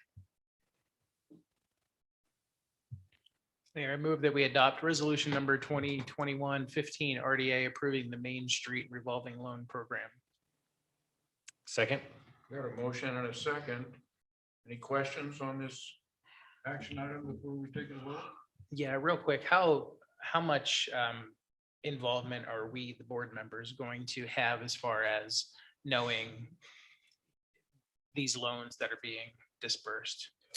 So the way that it's set up now is that for those that are under 25,000 and they've met all of the criteria as far as like background checks, they don't have any sort of delinquencies or liens, and they are able, and they have a good credit history, staff will approve those, but we can certainly provide a list to city council, or I guess the board, on who's been approved. But those over 25,000, or if they're under 25,000 and they want to negotiate different loan terms, those will all be brought to the board for your approval. Okay. Yeah, I think I'm fine with that as long as it's, something outside of those parameters. Obviously, we need to see. Yeah. But I don't need to, see everyone. I would just be curious, maybe by the end of the fiscal year, how many of these loans we've dispersed and what dollar amount. Yeah, can do that. Other questions or comments on the action item? Hearing none, Rory? Board Member Sperry, Aye. Robinson, Aye. Brown, Yes. Gettle, Yes. and Glover. Aye. Thank you very much. Okay, now we'll move to a discussion item to discuss proposed amendments to the Jordan Bluffs Project Area Plan, Bingham Junction Project Area Plan, and the Maiden Street CDA Plan. Kate? Yep, okay, so I'll just move right into this. So the agency is requesting the approval of these changes to the Bingham Junction Project Area Plan and the Jordan Bluffs Project Area Plan, as well as the Main Street CDA, to help provide funds for some of these programs that we've been talking about, and to provide some updates to the Main Street CDA as you guys have adopted new things. So I'll just briefly go over those changes. So the only changes in the Bingham Junction and Jordan Bluffs Project Area Plan has been the terminology that will allow for intra-agency loans that will support the revolving loan programs. And it adds that the agency will conduct due diligence and prudently issue all loans to ensure to the best of its ability that all loans are repaid. It also goes on to define what a revolving loan program is, and then the requirements behind that, and then what the RDA board and the agency have to do to justify that loan. There's a little bit more changes in the CDA plan, as I said. So the proposed amendments provide updated information on the zoning and land use information, which includes the adoption of form-based code. It also has updates in the section on the conformance of the CDA to the community general plan and goals, and those are consistent with the general plan adopted in 2016 and the small area plan, which was adopted in 2018. And then lastly, it provides a consolidated list of the identified projects created for the Main Street project area. So that's what we have here before you. And again, that just kind of shows the different efforts and the different tools that we're using to revitalize the area. And then just to keep you informed, the next steps after this is that we will notice that we're making the amendments to these plans, and we'll transmit these changes to the taxing entities. And then after a period of 30 days, we'll bring it back to the board for a public hearing. Other questions? There's a section in here, use of eminent domain. And it says that if we choose to acquire property that way, we'll do it no later than 5 years from the effective date of the plan. And I'm not even sure you're able to, because it's in there, that makes me think that we have some plan to do that, or are we just keeping that option open for the future? I'm not aware of any plans, but Nate or Cody might We have have no something. plans to use Okay, eminent so domain it's in any of just- the RDA areas. It's just kind of It's in the standard. Yeah. Okay, thank you for easing my concern. Other points? Thank you for the discussion. Let's discuss proposed amendments to the fiscal 22 budget of the redevelopment agency of Midvale City. And welcome back Cody Hill for the rest of the meeting. Thank you so much. Councilmember Gettle, I'm assuming that language about eminent domain was in there, just parroting state code and 17C in your project area plan. And it's been over 5 years since those plans were adopted. So that timeline has passed. So Okay, thank you. no problem. So yeah, discussion item B. I'd like to discuss some proposed amendments to the fiscal year 2022 budget. The amendments are, I'd like to remove 3 funds that we have in our accounts that don't really make sense. I think I was speaking with Mariah Hill, and she said someone probably just got fund happy, just started making funds.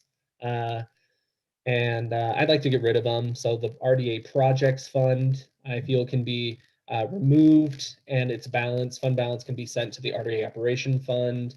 The project housing fund can be removed and its fund balance can be sent to the citywide housing fund. And then the public art maintenance fund can be removed and its fund balance can be sent to the Bingham Junction project area.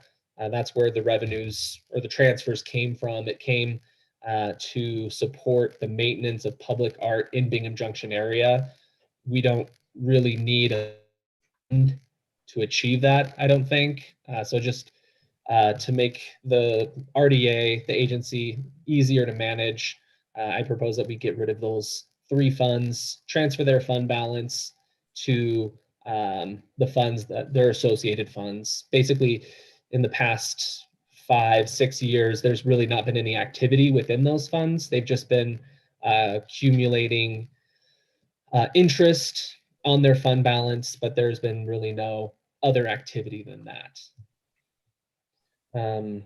Any question about I guess the first 2 bullet points there?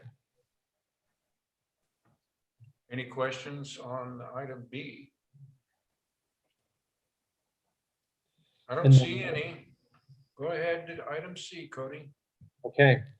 Item C, as Nate kind of alluded to, we have the Bingham Junction project area and an associated public art program for that project area. Now that Jordan Bluffs is online and collecting tax increment and Main Street, we have all of our interlocal agreements in place except for the counties, which we're very close. I believe we'll be done with that process in October is when we'll have the hearing in front of the county council. But I believe it now is an appropriate time to adopt similar public art programs for those 2 other project areas. So the programs will be identical to Bingham Junction, Bingham Junction's program. The process by which we identify, select, create, and maintain the public art will be the same funding mechanisms, and just the locations will be limited to the boundaries of those project areas. And then on the slide, you see a couple of examples of art that's been funded within the Bingham Junction project area from that program. Okay. Any comments or questions about questions? those? Just a note there on the slide, it says Main Street and Bingham Junction. It should actually be Jordan Bluffs. Yeah, sorry about that. Okay. All right. So did that take care of item D? Yes. Yeah, it's the same program for both of those project areas. All right, board members, do you have any comments or questions on items C or D? Motion to adjourn.